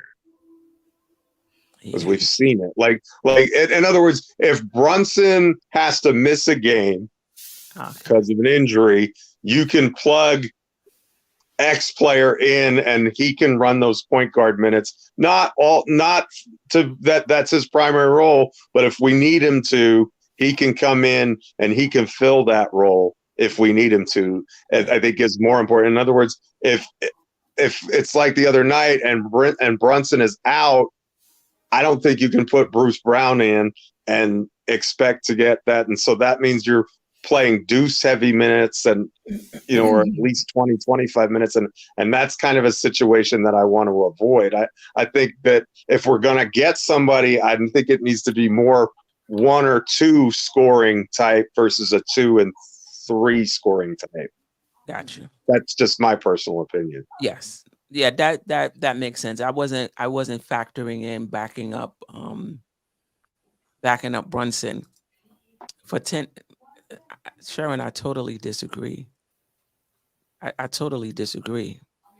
Like, you know, Deuce has a difficult time initiating our offense. Our offense doesn't run well with Deuce. I don't think Deuce is a point guard. And then also in the playoffs, I'm really feeling comfortable going into the playoffs, relying on a young guy to play the non-Brunson minutes. For 10 to 12 minutes, that's a good chunk of time. You can lose a lead in that time. A quarter. Right. It's a quarter. Yeah. So that's why I want someone who can play the 1. Yeah. You know what I mean?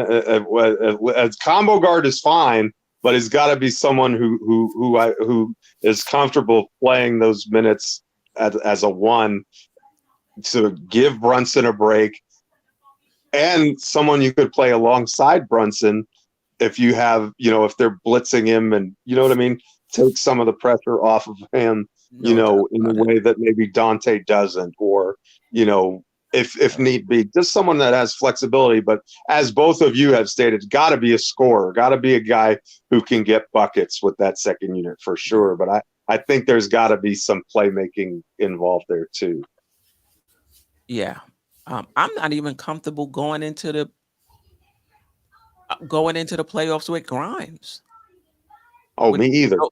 because I just feel like you need more experience going into the playoffs, and they're still learning how to play in intense situations. Basically, in the playoffs, what you're asking a player to do is do the same thing they did in the regular season in a more intense situation. And if they weren't going to get done on a consistent basis in the regular season, how are you going to? You're just that's just hoping. You know, that's not a plan. That hope is not a plan, right? that's you know that's just not smart. And I wanted Grimes to be that guy, really. And I was confident in Grimes being that guy. I think if you go back and listen to some of our shows from the summer, I was really excited about having Grimes start at the 2 and taking the next step. And yeah, he took a step, but it was off the cliff. I mean, you know, it was way backwards. You know, it was way backwards. And you know, it's like I say all the time, we got to call it as we see it. It's how they're performing now. It's not how we want them to perform or how they performed in the past. None of that matters. What are they doing now? And how are they progressing as a player? And he's not progressing at all. He's regressed in this season. And you know, are there factors? Of course there are. He's human. We don't know what's going on in his personal life. We don't know all the details. I'm not around him every day. I'm not in practice. I don't see what goes on there.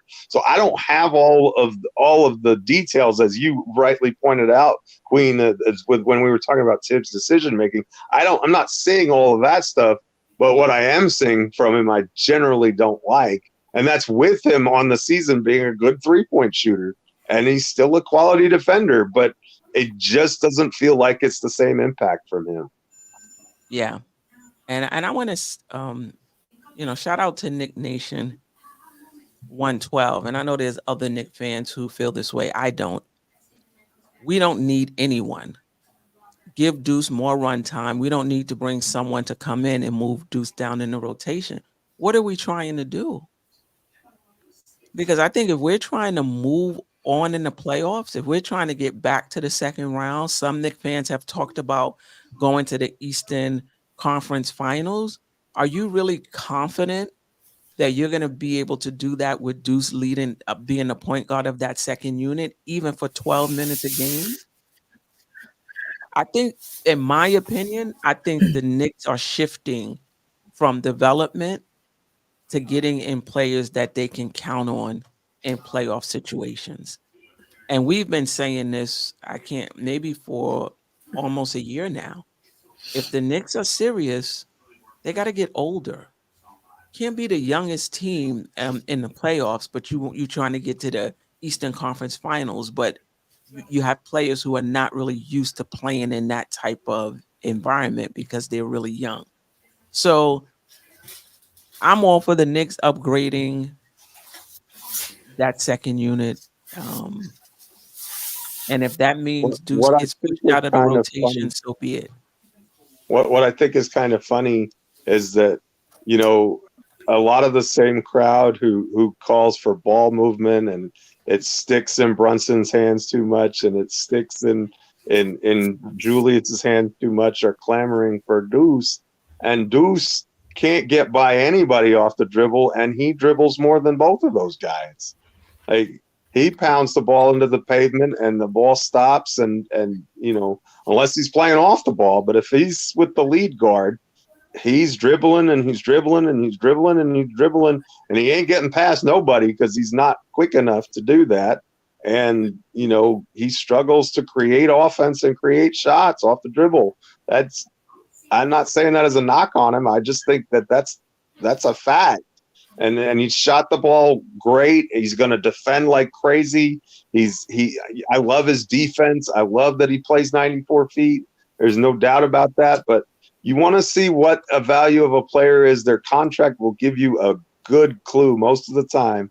The Knicks gave him a significant pay raise, and he's still a $4 million a year player. That is a situational end of the bench type of player. It's not, you're not paying someone who you expect to be in your rotation $4 million a year. You're just not.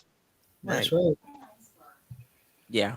And listen, shout out to Grimes. I think to Deuce. I think Deuce and Grimes just happen to be young players on a team that's shifting.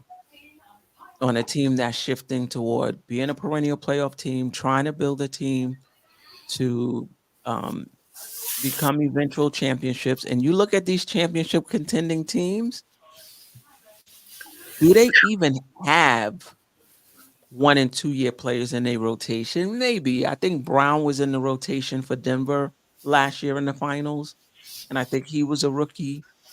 I know Springer is getting some minutes on Philadelphia, and he might be in his 2nd or 3rd year, but they don't have prominent roles, these young players. They just don't. And I think that's when you know you're becoming a championship contender, is when you're not really relying on really, really young players. Unless they grew into that, like OKC, right? A lot of young players that kind of grew into that. But we don't even know what OKC is yet. I mean, they're playing great and they're the 2nd seed, but they hadn't played a playoff game yet, right? Yeah. So, I mean, and you know, as what do we always say, age is what wins in the playoffs. They could easily be the 2nd seed and end up playing a team like the Lakers and, you know, going home. I'm just using or the Clippers or whoever it may be. And not that they're not talented and not great players, but young teams just don't win in the playoffs typically. Nope. Yeah. Yeah. Oh yeah. Yeah. Any last words? Yeah, I first of all, Pam, you're fantastic. Thanks for joining us today. Well, it was such a pleasure to have you on the panel. Hopefully you'll come back again. Queen, always a pleasure. You do an amazing, fantastic. I can't believe we've been sitting here talking about the Knicks for 3.5 hours. I know, right? That blows my mind. It really does. So what? And that's a testament to the chat. Always keeping it real, keeping it live. Make sure y'all smash the like button on the way out for Adjay. He'll be back next week, and if you didn't smash it, he's gonna come after you. I know how he does. So, and then always a great panel, always a great show, and the chat is brilliant. And hey, tomorrow's going to be a tough one, guys. You know that Grimes and JR, they're gonna be in a bag. IQ and Barrett gonna be after us tomorrow. You know that. So it's gonna be a tough battle, and hopefully, I don't know. We're gonna have to come with it. The Raptors' record hasn't been real great since the trade, but they have played a lot of tough teams, and I know in there they have a really big win over Miami. So this is not going to be a walk in the park, and if we play like we did against Washington, we're gonna come out with an L. We need to come with it tomorrow. Yeah, no doubt about it. I'll probably watch the game on replay. I just want to give a shout out to Chris when we do our lady show. And matter of fact, we're going to do one next week sometime. So Pam, if you want to join us, you definitely can. Just shout out to Chris. She's usually on the lady show. She had a death in the family. There's a funeral tomorrow, so I will be there in support. Starting at 4, in the Bronx. So I doubt I'll get back to Brooklyn by the start of the game. So I'll watch it on replay and try not to hear the score. Don't be texting Green. Don't be texting Green. Good luck. When last night I watched it on replay and Shuttle texted me, I didn't even look at it.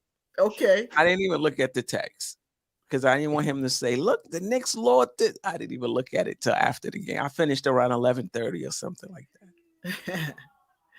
But I appreciate you, Jeff. Pam, welcome to the panel. You could come on any time I you want. Shout out appreciate y'all. to Jay Boogie, DJ Cash, who stopped by, everybody in the chat who rocked with us for 3.5. And I still have, we didn't even get to the trade targets. I'm like, we didn't get to Rozier and Clarkson. Who else? There's a few others that's been linked with the Knicks since we last, was on. Brown and Jones. Brogdon and the other.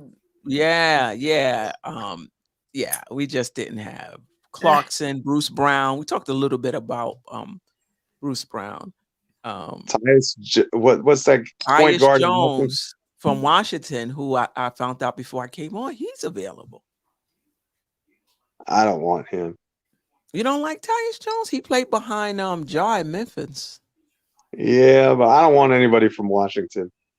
But he's been in Washington for half a season. Yeah, but look at that half a season. Yeah, but it's not his fault though. All right. Yeah, he had a very good. You can't do anything when you got ball hoggers. That's true. Jordan Poole is on another level, man. Yeah. And remember when he was with Memphis, whenever Ja missed a game, they were way over 500 with Tyus Jones filling in for him. And his assist to turnover ratio, even now, he has like, what did they say? 40 you think something. He's enough of a scorer for us, though?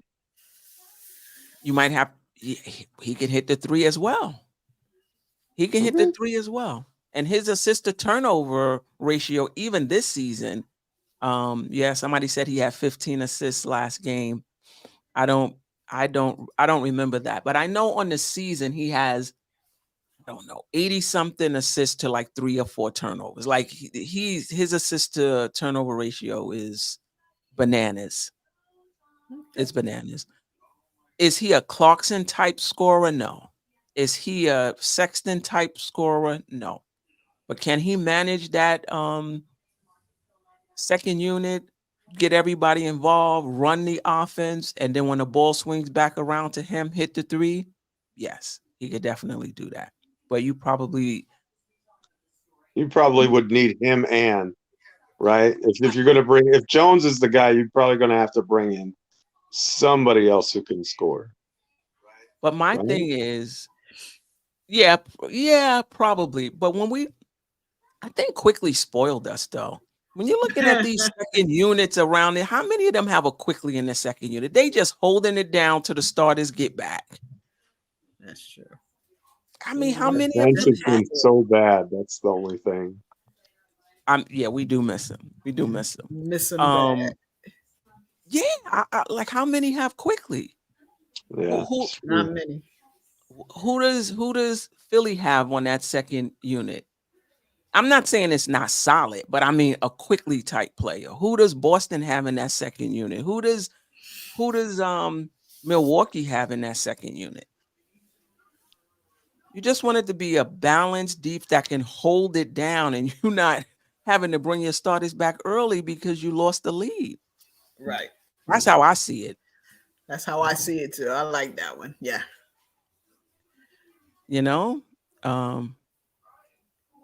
Yeah, he's decent. He's not. I'm not sure. I'm not.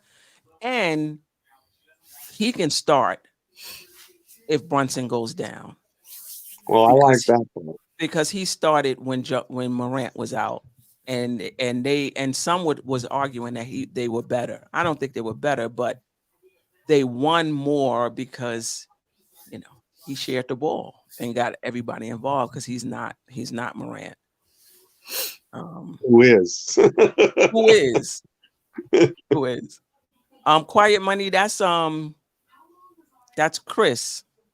Chris Willard. She be in the chat sometimes. I think you met her at Legends. A family member of hers passed away, so I'll pass on the condolences. Yes, I'm all in on Alec Burke if they bring Burks back.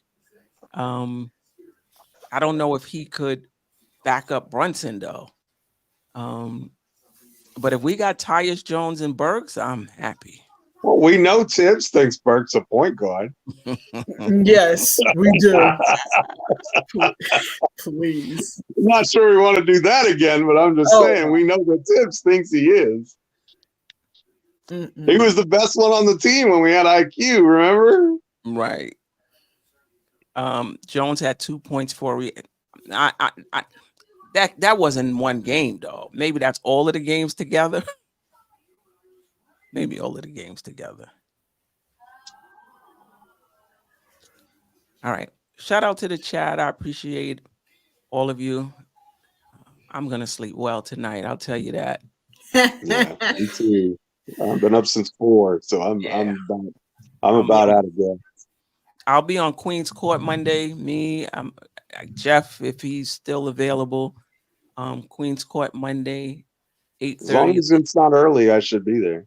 Yeah, if the Knicks don't have a game, I don't think they have a game. I think they play Saturday and Tuesday, if I'm not.